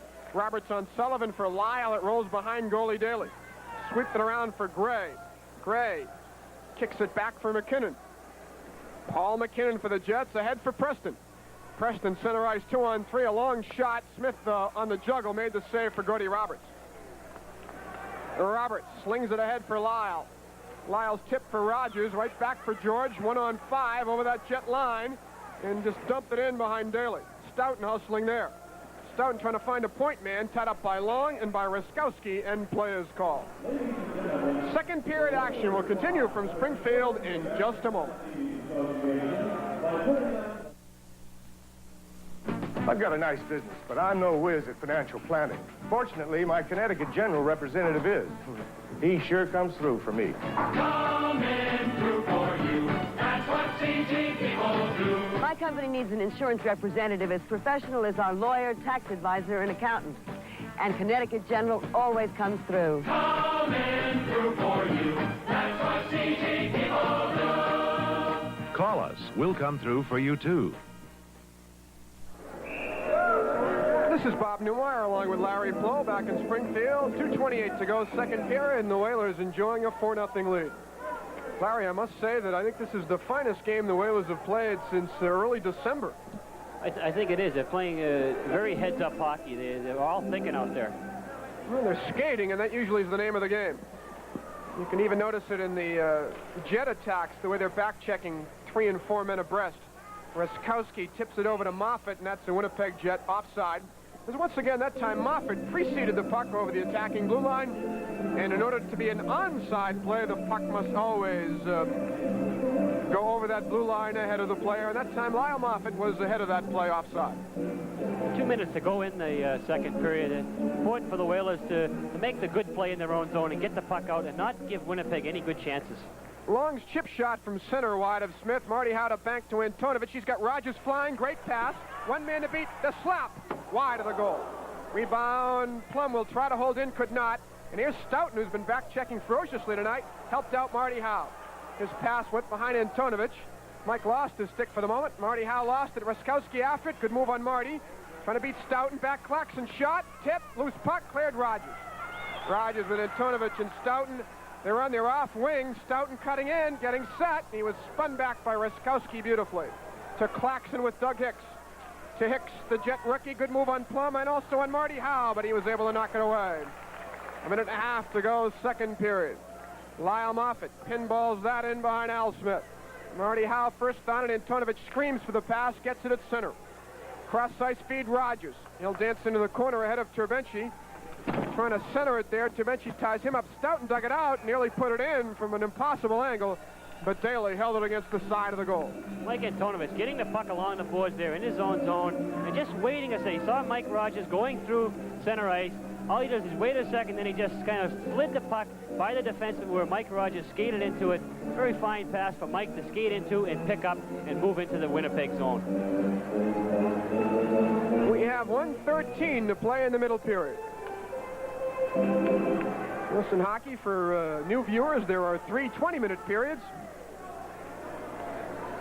Then we have 1:13 left in the second.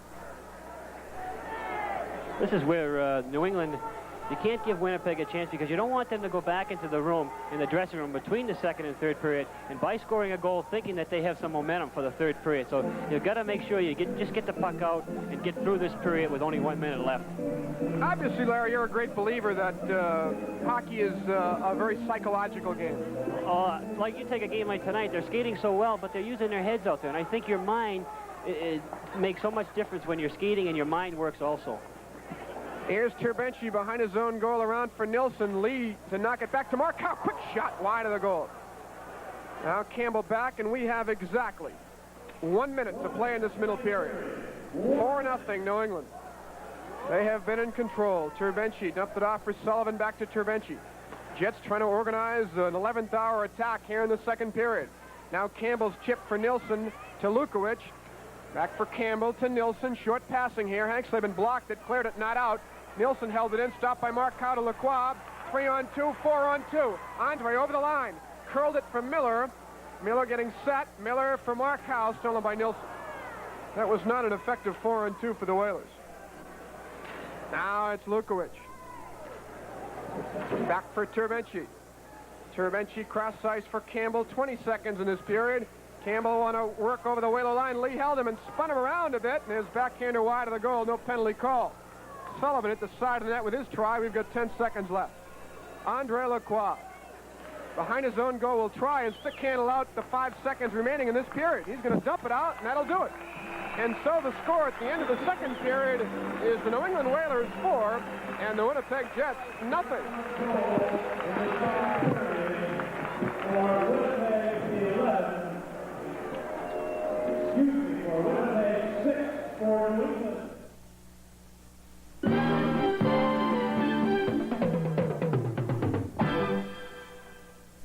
If Social Security goes bankrupt, will you be one of the millions left without an adequate retirement income? Do you know why a second mortgage on your home could be your best hedge against inflation? Or about the new medical test for detecting the heart problem that strikes down so many young men and women? You can read fascinating reports like these every week in U.S. News and World Report, the news magazine that helps you understand national and world affairs, helps you with health, business, and legal problems, shows you how to fight inflation and keep more of what you earn. News you can use. Fresh, accurate, straight from the people who know. And because U.S. News reporters ask business and political leaders the same probing questions you'd ask them yourself, you get more than just to gain and who to lose if American workers hold fast in their demands to keep pace with inflation. What it all means to you, the reader, if the yen and the mark outbuy the dollar, or it becomes your word against the computer. No other magazine covers the news that affects your world as completely as U.S. News. Whether it's saving money at the supermarket or finding ways to cut your tax bill, fighting crime or protecting your health, U.S. News and World Report keeps you informed on how the news affects you, your life, your family. But find out for yourself just how valuable this kind of news reporting can be to you. Right now, take advantage of a special money-saving trial subscription offer from U.S. News and World Report by calling 800-523-7600. It's 23 weeks for only $7.97. You save 17% off the regular subscription price. That's just about 35 cents a week. To order, call this toll-free number, 800-523-7600. Tell the operator you want the money-saving 23-week trial subscription to U.S. News and World Report for only $7.97. You'll be billed later, but call now, 800-523-7600. U.S. News pays for the call.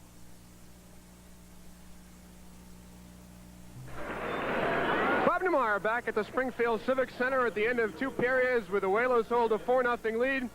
And believe me, there are many people in this hockey world who believe this gentleman next to me is the singularly greatest hockey player that ever lived. His name is Gordie Howe. He plays with the New England Whalers. He's 51 years old. And Gordie, with a 4-0 Whaler lead, it's obvious that they don't need you anyway. No, they're going extremely well, and I was just watching the youngster playing in my position, and it got me worried. No, they seem to have found one thing that we're lacking, and that was like hustle, get a few breaks, and put the puck in the net. And hustling has always been there, and to the losing, but putting the puck in the net wasn't, and we suffered, but it looks like they got it back, thank heaven. Gordie, the question that everybody wants to ask, and you've been asked it 1,000 times, what is an old geezer like you still out there playing hockey for? It's a sure thing why I'm smiling now. We're ahead, and I'm loving every minute of it. And I think it's a sheer joy of playing the game, Numi. I quit at one time to uphold what every athlete said, when the fun goes, I go. The fun left, I went. The kids came in, I came back, and it's still a lot of fun. Gordie, obviously, the skating part of your game is not what it was 10, 20, 25, 30 years ago. Is there any other aspects of your game that you think has deteriorated any at all? Well, I was going to limit it to 3 years ago, but no, I would say we were practicing shooting the other day, and I came in and I released one at Al, and I thought I had him beat, and Smitty grabbed it, and Mark came in and did the identical shot and beat him quite badly. I would say the velocity and the strength of my shot has definitely really receded. Gordie, it's obvious that a lot of people think it's a miracle of some type that you would actually play with your sons, Mark and Marty. They're both fine hockey players. Some people think that your son, Mark Howe, will be better than his father, Gordie Howe. Is there any possibility of that happening? I think he's there already, Numi. he's got tremendous puck control, and he got some sixth sense that he can anticipate extremely well. And when he's fresh and feeling good, out there you'll see, like Andy and himself, they kill penalties, play power plays, and that's a drain on the system, especially with 3 penalties in a row. Then he broke away and got stopped, but Andy Lacroix followed him in and tucked it in the net. And that's just sheer strength in the skating ability. And once you get skating ability, if you can get something to go with it, which I say if there's 4 points in being a great hockey player, he's got 5. I think he's a super hockey player, and there's a lot of fine young guys in this league, and all he needs is a little more experience. I think Mark, in particular, got experience when he was 16 playing with the U.S. Olympic team. Okay, Gordy, thanks for sharing some thoughts with us. Gordy not playing because of an injured ankle, and we hope to see you back very, very shortly. Numi, I wasn't fast enough to get out of the way, and they have a couple of chipped bones on my ankle right now. Okay, Gordy Howe has been our guest, and we'll be back with Tony Edwards and Tom Webster following these messages.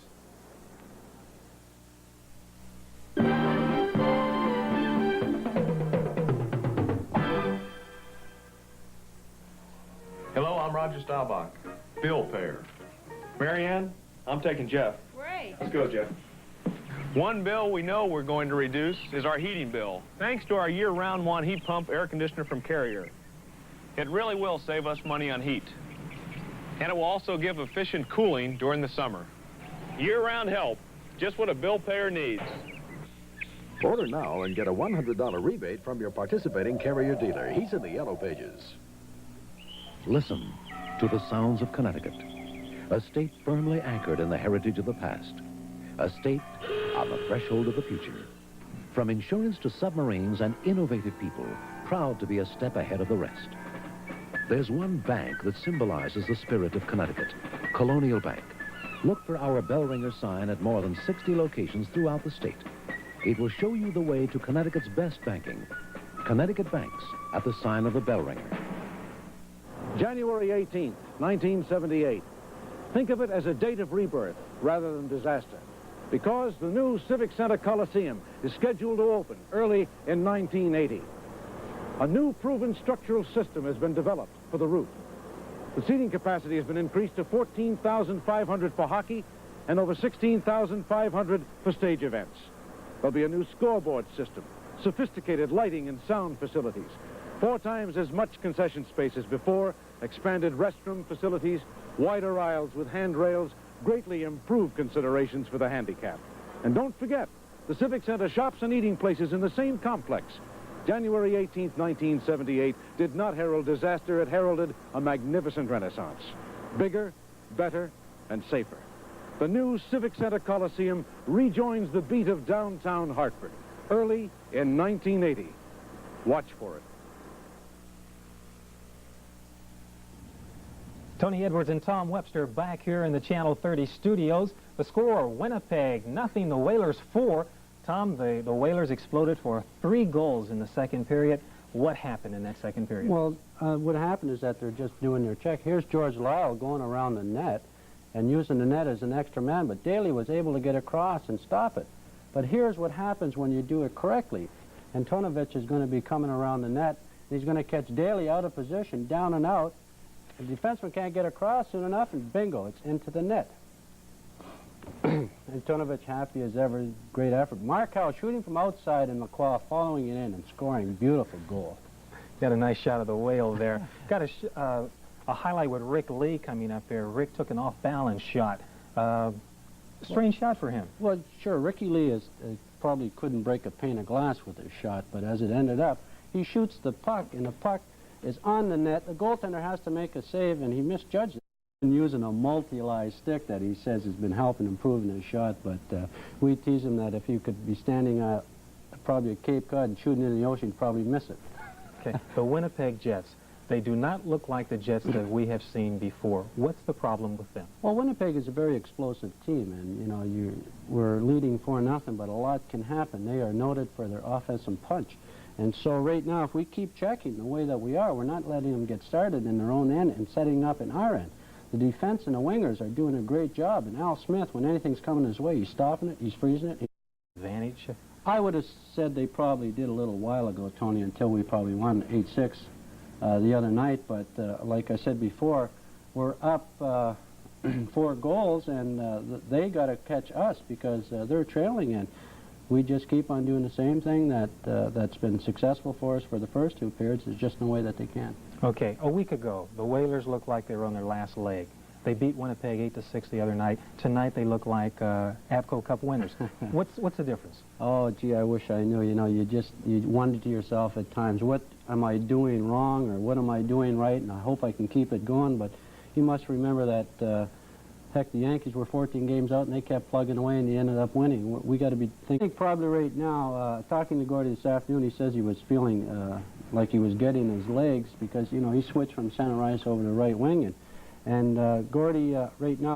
And Ron and Barbara Plum have a new baby boy. We'd like to congratulate them. And Tom and I will be right back after this message.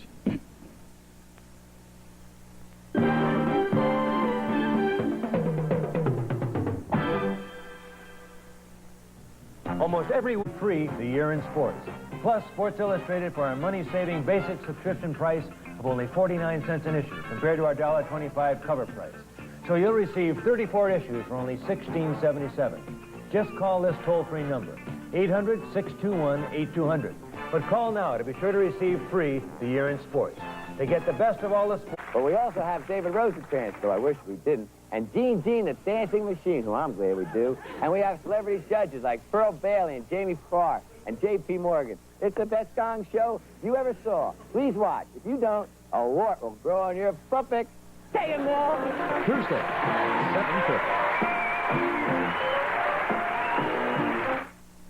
I have a dream. Martin Luther King Jr. dedicated his life to making his dream a reality. In Hartford, the Martin Luther King Youth Fund keeps that dream alive. 3 different programs provide many youngsters with a chance for tomorrow. Send your contribution to Martin Luther King Youth Fund, Hartford, Connecticut, 06103. We at last. Of your equipment.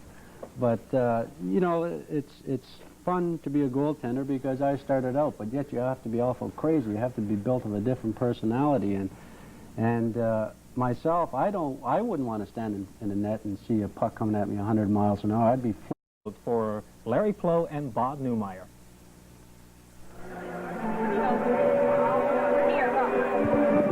The New England Whalers lead the ice. Joe Daly is going the ice in front of the goal so that he does not slip when he goes from side to side. I don't know if that's more a tradition than an actual aid to the goalies. Well, but, I don't know how much it helps. Does it really help, Mike? Well, everybody has a little bit of... They're superstitious. They have little things that they do. You know, some players will come out and hit the net. I remember Tommy Webster, he used to come out and hit the net.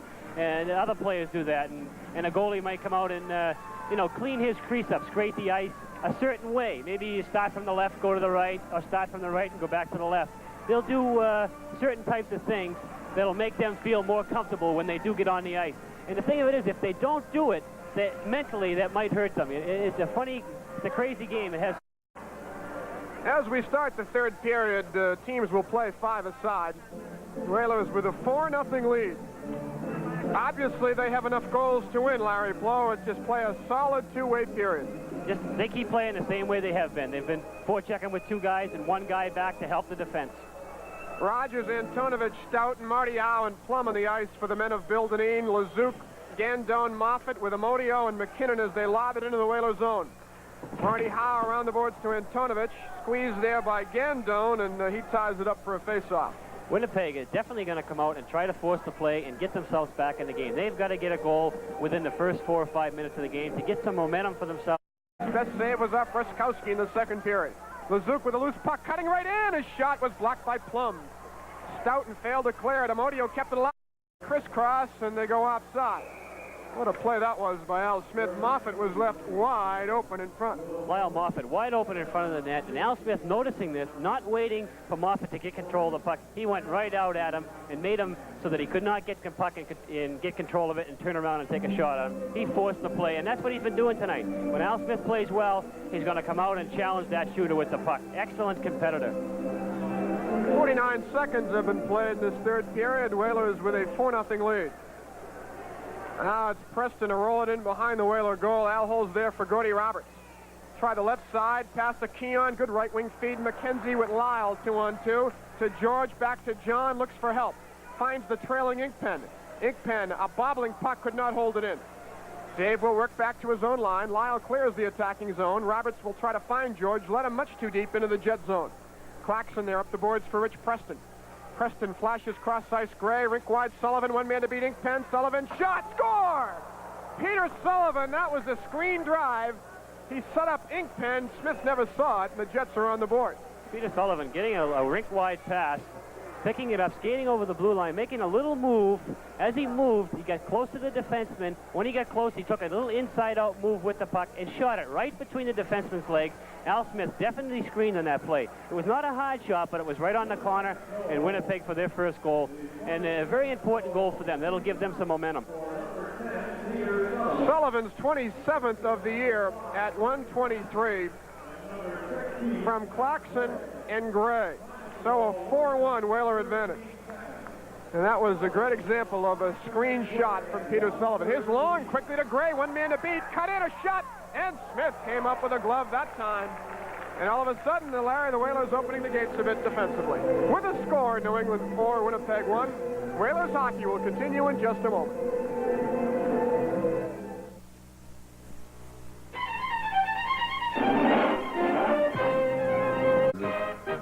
Said it all.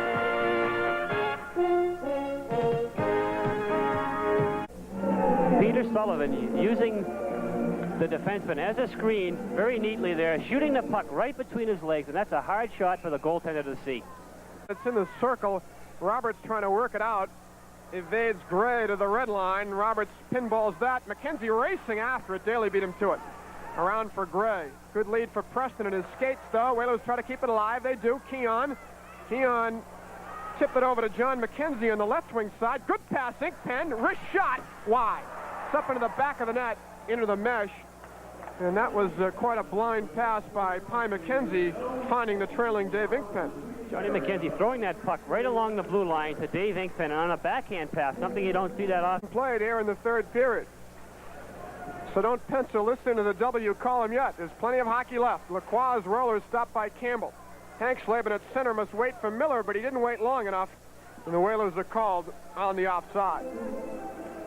2:12 have been played here in the third period, and Sullivan has answered Lee, Lacroix, Antonovich, and Lyle for the Whalers. Rick Lee has played a standout game tonight. He rolls it in behind the goalie, Joe Daly. There, and we have another face-off. Good play by Hank Slavin there to take the chance, not take a chance there with a man on him and get a whistle, get things organized. You're still in the Winnipeg zone. Freeze the puck there instead of trying to make a play. Lacroix with Mark Howe and Miller. Jets win the draw. Nilsson just shovels that to center. Hank Slavin will ram it right back behind Joe Daly. Daly holds it there for Lukowicz. Left wing boards Raskowski to tip to Terbenci. Paul chipped it back for Terry Raskowski with Nilsson. They crisscross over the Whaler line for Nilsson. Slaps, blocked Hank Slavin. Rebound Lacroix for Miller. He's got Mark Howe racing down that left wing.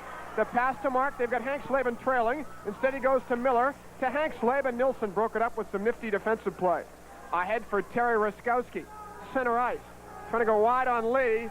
He stopped him, and Lee was able to knock him down in. Difficult mental dilemma of whether to sit back and play cautious hockey or attack, and that's the problem you've got when you've got a 3-goal lead. That's right. You want to make sure you keep attacking. You keep throwing the things that got you here, the things that are going to keep you there by forechecking. Raskowski looking for room. He's around Lacroix. He centered it. How he's covered. Skates it himself for Miller, cutting it alone. Fakes. Daly stops him. Loose puck wide of the goal. Nice try by Miller in the Lacroix setup. Terbenci around, not out. Hank Slavin boots that, but right to Raskowski. Hank Slavin trapped. 2-on-1. Nilsson too far for Lukowicz. He might have had a chance there. Lukowicz and Lee knock heads. But Lee cleared it ahead of Mark Howe. Lost it to Nilsson. To the trailing Sullivan. Quick shot. Blocked Hank Slavin. Rebound Amodio. Score! Peter Sullivan picking up the puck just inside the blue line and taking that shot on net. And the rebound coming right out to Amodio. And Amodio moving in over the line and taking that quick shot to beat Al Smith and put it in behind Al Smith for a 4-2. Not a hard shot either, but he was in his position. The defenseman's very quick to move up, very heads-up play by Amodi to move into that position and let that puck go right away and beat Al Smith. So the fans here at Springfield thought they might have had a laugher and their hands aren't chuckling anymore. This is a hockey game. Winnipeg has accomplished what they wanted to do when they're back in the game. We've got to score a goal right off the bat. They did that. Now they've got two. They're very much in this hockey game. Larry, they've ruled that Lukowicz tipped in that goal from Amodio. But they didn't give Amodio an assist, so we'll have a change in the scoring of that play. But suffice to say, the Jets now trail by 2, regardless of who scored it or who assisted on it. Here's Amodio. They rule Lukowicz tipped that in. Now McKinnon ahead for Willie Lindstrom. The Jets with momentum to Sullivan. Stopped by Marty Howe ahead for Stout, and that hits Sullivan. Offside is the call. Lukowicz apparently tipped that shot in from Amodio. Whalers hockey is coming to you live from the Springfield Civic Center.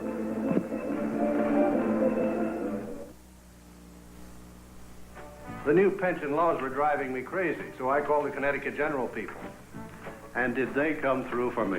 Coming through for you. That's what CG people do. We had some dental bills. Then my company got a Connecticut General Group dental plan. CG sure came through for us. Coming through for you.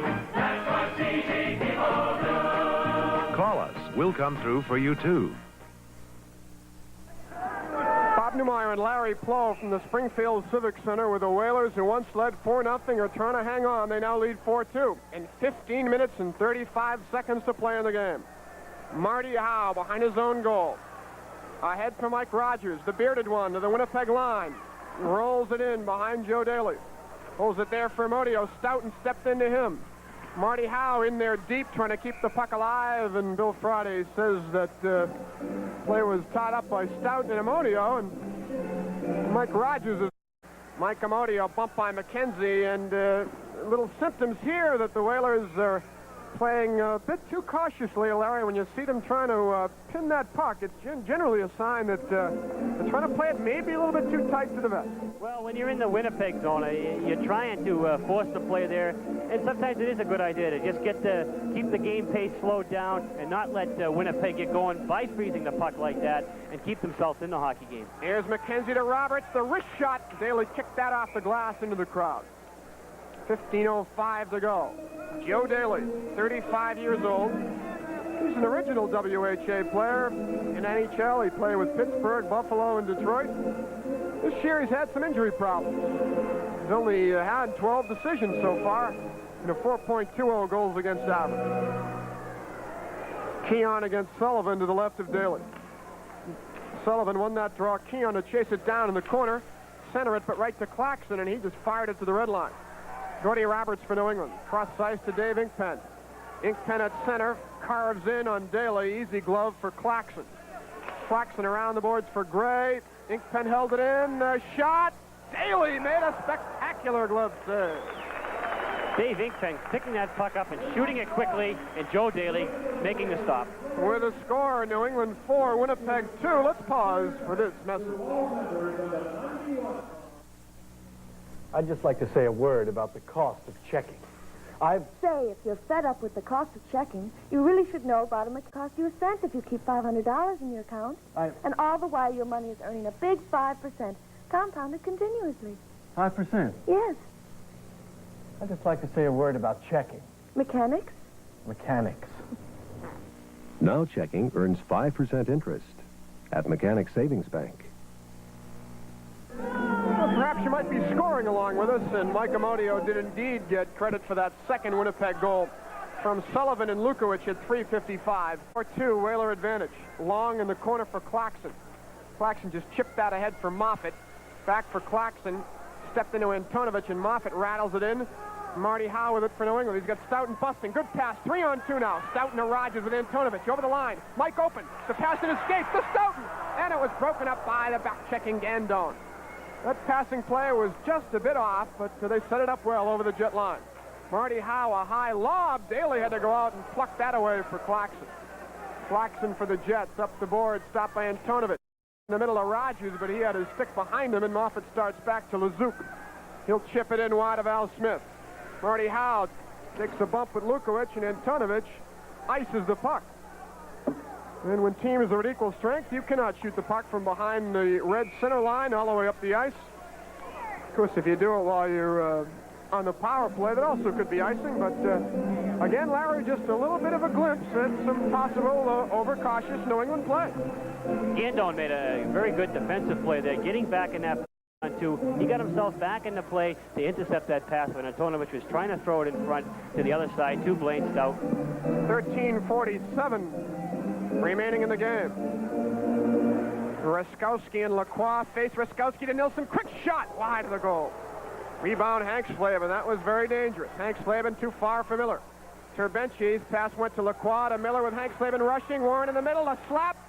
Knocked down by Ruskowski. Terry Ruskowski. Back for Terbenci on that right side for Campbell deep in the Jet zone. Scott Campbell, sophomore defenseman, tipped by Mark Howe to leave. He's content to roll it in behind Joe Daly, and the Whalers will try to forecheck it away. But Campbell for Winnipeg controls the puck. Left wing for Gray. A tough pass that will be icing in Winnipeg. Hank Slavin back. There's the touch. Icing is the call with 13:10 to go in tonight's game. Well, you're forechecking, and you got those two forwards in there doing the forechecking, and that third guy, we talk about the third guy being back quite a bit during the game, and that's so that the defenseman can pick the play up at the blue line and not let the Winnipeg team over the blue line with puck control. They can stand up when they got that forward back, taking the other forward on a 3-on-2, and that way it makes it a one-on-one right across the line, and the defensemen stand up and meet the play at the blue line. Face off left of Daly. Lacroix won that draw, but the Jets regained possession. Ruskowski taken away by Lacroix to Miller. He's got Mark Howe. He hit the goal post on the backhand side anyway. He had Mark Howe open. He went for the backhand shot, and he hit the goal pipe. Hank Slavin's long-range bullet is gloved down by Daly. Held it there for Ruskowski. 4-2 Whalers. These two teams tied for second place in the WHA.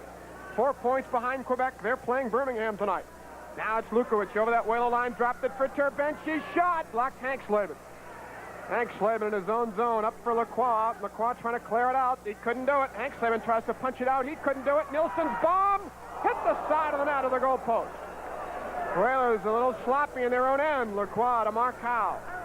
Mark Howe has nowhere to go, so he just shoveled it to Campbell. Campbell for Kent Nilsson. He punches in wide of Al Smith. Oh, Kent Nilsson just had a great chance to draw the Jets to within one. I don't know whether he hit the pipe or the side of the net. Here's Hank Slavin's bank to Miller, who just hit the pipe on the other end. Miller too deep for Mark Howe. Gandon to shovel it back to center ice. Lee for Lacroix. He's got nowhere to go. Terbenci hammers it ahead for Nilsson. Hank Slavin battling there. The Jets kick it free. Nilsson with Gandon. Nilsson getting set. Dropped it off right to Hank Slavin. And once again, very cautiously, just lobs deep to the Jet zone, but this is not icing. 11:45 to play in a 4-2 Whaler advantage. Antonovich pressing, trying to steal it. He was knocked. Shovels deep to the Whaler zone. Marty Howe to flag it down there. The forechecker Lazuki gave it away to Gandon. Plum in the corner. Hassle by Gandon, stolen by Moffat. Moffat behind the goal, rubbed out by Rogers, dug out by Plum. Ahead for Stoughton. Stoughton's got Antonovich. Marty Howe on to Moffat. But we're going to have a penalty on Lyle Moffat, perhaps for closing his hand on the puck. Just what you talked about early in the broadcast, Bob. You can knock it down with your glove. You can try to direct it and then play it, but you cannot get it in your hand and close your palm around it, and that's just what Lyle Moffat there. And Bill Friday, right in the corner there, he was right there to call that play. Let me ask you this, Larry. Do you feel that that is maybe a cheap call at this stage of the game? You rarely see that penalty called. Well, it's true. You don't usually see that call. But, you know, Bill Friday's right there. He's got to call it. He sees it. Let's call it. That's the way it should be done. And it actually came off the shot from the point. The puck bounced up off Joe Daly's glove hand where Lyle Moffat grabbed it and then put it down on the ice. They've got to do something to stop Winnipeg because they've had it all to themselves there in the third period. At least to get their offensive momentum going, even if they can get 2 or 3 good chances and get themselves skating again and moving in the Winnipeg zone. This is the third Whaler power play opportunity. Lacroix back to Gordy Roberts. Mark Howe is covered in that right point, slaps away. Daly juggled that for Amodio. He lobs that into the third row behind Mark Howe. Amodio, defenseman with Winnipeg, playing an excellent game here tonight. And he's got a funny story behind him. He played here in the WHA earlier in his career. Then he was sent to Sweden by the Winnipeg Jets to play hockey over there, and then they brought him back, and he's been with the team for the last 2 years, ever since his little stunt in Sweden. LaCroix on the draw from Miller, right point, Mark Howe. Wrist pass to Miller, side of the circle, left point, Gordy Roberts. Right point, Mark Howe. Juggles, tees it up, the slap, tip, LaCroix, the shovel, Daly the save. Rebound the corner, Warner and LaCroix after. Warner trying to work it back to Mark Howe. Jim controlling well, trying to set it up. A minute to go before the change of ends. Mark Howe, bad angle, wrist pass to LaCroix, behind the goal to Warner, behind him, Warner gets it back, and Daly stopped. And the rebound all the way down to the Whalers zone. A minute 20 on the penalty to Moffett. 35 seconds before these two teams will change ends. 4-2 New England. They led 4-0 at the end of 2. Gordy Roberts ahead for LaCroix. LaCroix for Warner. Tipped by the Jets, cleared by the Jets. 1:06 in the power play. 20 seconds before the mid-period break. Warner shovels in wide of Daly. Whalers keep it alive. LaCroix to Mark Howe with time. A rolling puck. Mark's high wrister. World Cuppers like Connors, Ash, or Newcomb. A missile capable of speeds up to 140 miles an hour. Professionals like these are coming to New Haven for the Aetna World Cup, March 8th through the 11th. Tickets available at the box office, Hartford Civic Center, New Haven Coliseum. We have 10 minutes to play in regulation time. Of course, if this game ends all square, we'll go 10 minutes sudden death overtime. Bill Deneen, the coach of the Whalers, doesn't even want to think about that. Mark Howe in his own zone. Across for Lee. Whalers trying to set up a power play that might give them the goal to put this one away. Lee for Dave Keon. Dave down those far boards will just shovel it in behind Daly. 30 seconds on the Moffett penalty. Campbell to crank it, not out. McKenzie kept it alive. John trying to drag it to Mark Howe, but instead Gandon tipped it along, and he mailed it the full length of the ice. Moffett sets to come back in 15 seconds. They may have time for one last rush here in the power play. Lee slowly get organized for Lyle. Tipped it in the middle of Keon. McKenzie wide open. Great pass. John dashing, but a bad angle. John centered it, long, stole it, cleared it, not out. Mark Howe held it in. Mark to the slot. Mark wrister.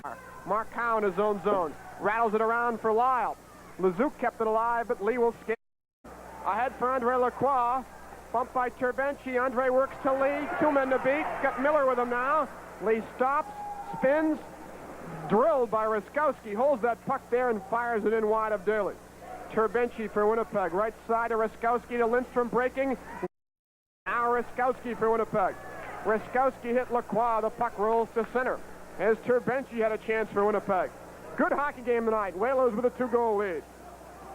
Now the Jets rolling into the Whalers zone. Hank Slavin just caroms that to the red line. Terbenci cross ice to Mike Amodio. The steady guy rolls in behind Al Smith. He nearly decapitated linesman Wayne Bonney. Lee around the boards. Full length. It will be icing on New England. And certainly the perils of being a linesman, they fired that in, and Wayne Bonney nearly lost his right ear. You wouldn't want to get hit with one of those pucks coming around the boards. Hank Slavin here tonight has blocked, I would say, at least 5 or 6 shots tonight in key situations. As the other night he has dropping too soon. Tonight he seems to have the timing on blocking shots, and he's blocked a couple tonight that have been in good position for it. Whalers playing tonight without Gordie Howe, who's out with a fractured bone in his ankle, and a very surprise development. If you haven't heard, Brad Selwood announced his retirement from hockey today. And that came as a great surprise to everybody. He is an original WHA member of the Whalers and has played a lot of fine hockey for New England over the years. 7:33 to go. Both teams have had chances to either add to that Whaler lead or, for the Jets' case anyway, to make it a 1-goal affair. We've had a few goal posts and a few crazy bounces here in the final session. Plum to Stoughton, back to Ron Plum. They bank it around and finally Amodio to drag it to the Whaler zone.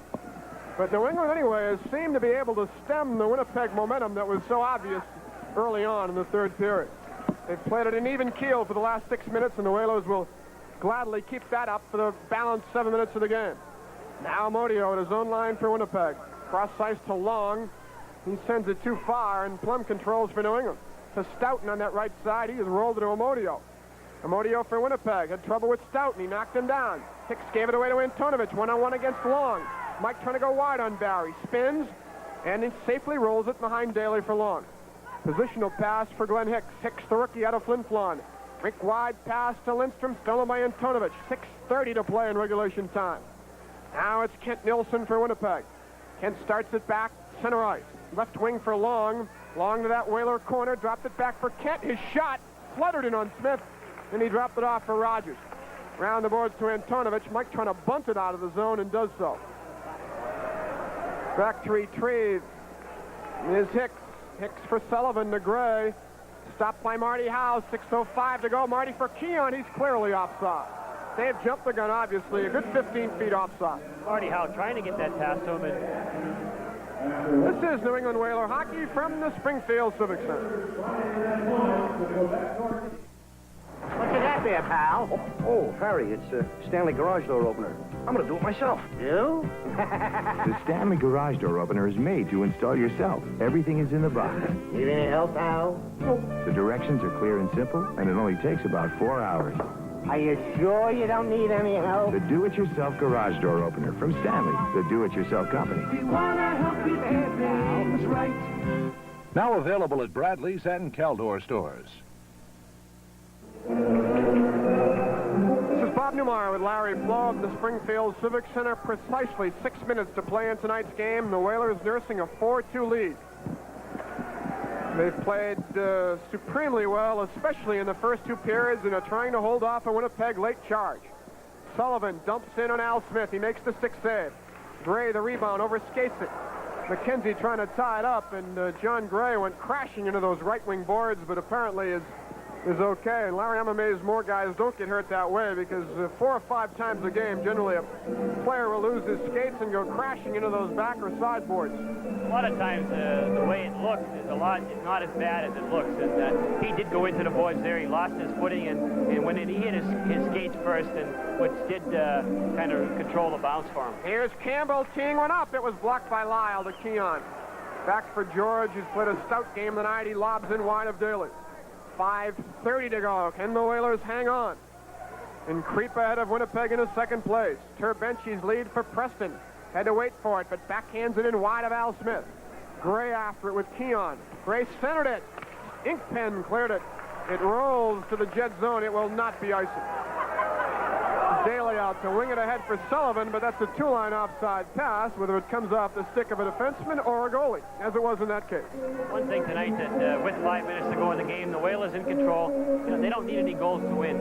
When they are in the offensive zone, what you don't want to be doing is trying to make a drop pass and you're not sure about it. You don't want to make any blind passes there. If you don't know what to do with the puck, you want to just throw it in behind the net. You keep it going forward all the time. 5:09 to play. First 2 periods. Sullivan and Amodio here. Here's a Marty Howe shot that went wide. Lezouk for Winnipeg, tied up by Stoughton. He's played in one of his finer games in Whaler green and white. He's tied up Amodio. Rogers there, try to keep it alive. And Friday lets play go on, as he should do, until he loses sight of the puck. It's behind Daly for McKinnon. He just slings it around, not out. Marty Howe chipped one wide of Daly. 4:40 left. Amodio quickly for Sullivan. Plumb the Stout. He's got Antonovich down that left side. Mike had to wait for that feed. Mike ducks back to his own line. Now starts on that off wing. Good go. And he was knocked around by Gandone. They battle. Stoughton in there with stick high. Stoughton dug it out. Centered it. Rogers tees one up. Doesn't shoot it. Now he does. And he hit the goal. Antonovich thought it was in and he fell down. Here's Stoughton blasted by Lezouk. And play is called. Third period action will continue from Springfield in just a moment. It's a beautiful day for Digital Derby, ladies and gentlemen. Tommy Hill starts out cautiously. He jams his car to second gear. Now third. He's really moving. Here's a case of premature celebration on the part of Mike Antonovich. Mike Antonovich coming out in front of the night with Mike Rogers had the puck, took the shot, hit the post. Mike Antonovich thought the puck was in the net, jumping up in the air, and figured that for sure the puck was going to go in as it hit the post. Here's Miller. His shot was blocked by Nilsson. 4:05 to play. Nilsson dumps it in. Smith out. This might be icing anyway. No, it isn't. Nilsson dug it out of the corner for Ruskowski. Back to Claxon. The slap. Smith juggle rebound. A great save off Ruskowski. Oh, my! Al Smith off Terry Ruskowski. Al Smith with an excellent save there, with Ruskowski getting the puck. 2, 3. 3:32 to play in the game. It was the big farm boy from Warren, Minnesota, saying how do you do to Kim Claxton. Didn't take Hank. Across for Sullivan. Sullivan angling. Sullivan behind the Whaler goal. Centered it. Smith knocks it away. It's loose. Al out to juggle and hold on with 1:50. There is 2 minutes left, and generally when you're down 2, they might wait to a minute and a half or a minute and 20. You can't really afford to wait much longer than that. Jets win the draw. Whalers have effectively staved off a furious Winnipeg third period assault, but they've calmed down the last 10 minutes. Solid Whaler checking. Gray to Lezouk. Wrist shot blocked. Roberts trying to dump it out. Could not do it. Lyle will skate it out to Keon. He's got McKenzie trailing. The pass to John. He's cutting in. Whalers have a 2-goal edge. Lukowicz cross-ice it goes to Kent Nielsen. Nielsen for Ruskowski with a half minute. Ruskowski stopped by Roberts. Daly trapped out. Stoughton's got Daly backing in. Playing in. Backhand score!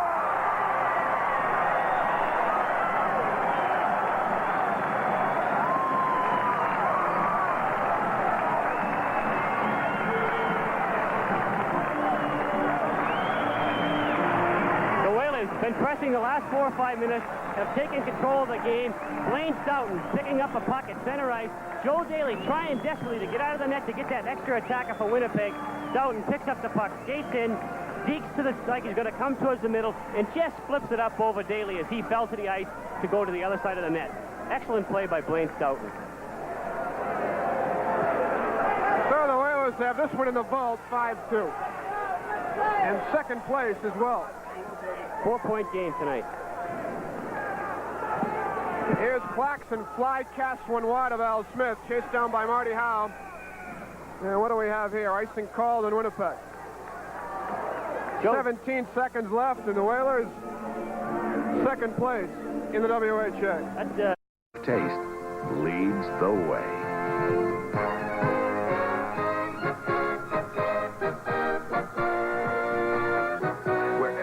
In this great land, when you say Budweiser, you've said it all. This desert was a wasteland until Connecticut General lent me the money for an irrigation system. CG sure came through for me. Coming through for you. That's what CG people do. We wanted to be able to forecast the long-range implications of our pension plan. Connecticut General certainly came through for us. He's picking the puck up at center ice. He moved in on Joe Daly, who was trying at that time to get out of the net and get that extra attacker so that they could have a last-ditch effort to score another goal. As he moved in on Daly, who was out of the net, he moved to the right and just flipped it up over Daly's shoulder, who was falling to the ice.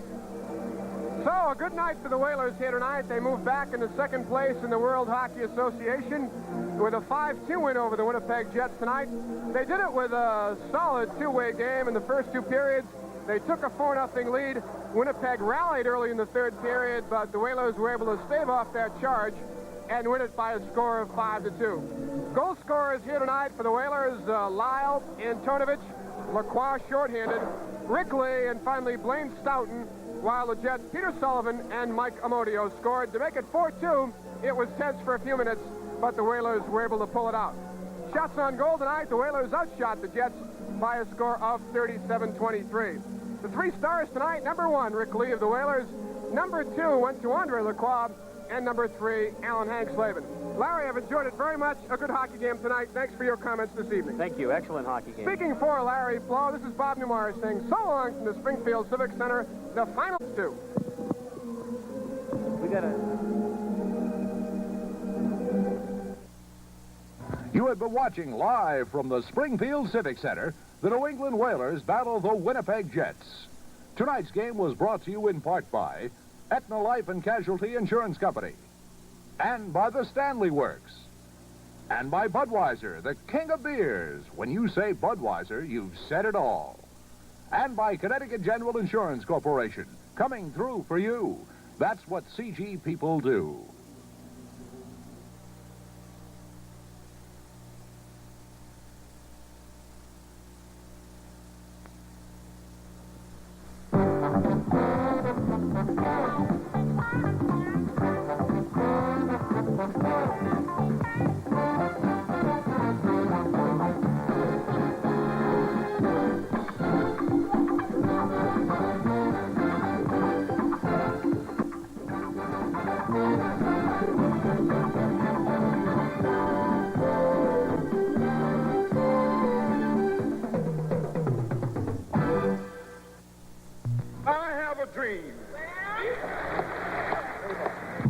King Jr. dedicated his life to making his dream a reality. In Hartford, the Martin Luther King Youth Fund keeps that dream alive. 3 different programs provide many youngsters with a chance for tomorrow. Send your contribution to Martin Luther King Youth Fund, Hartford, Connecticut, 06103. Free at last! Free at last! Thank God Almighty! We are free at last!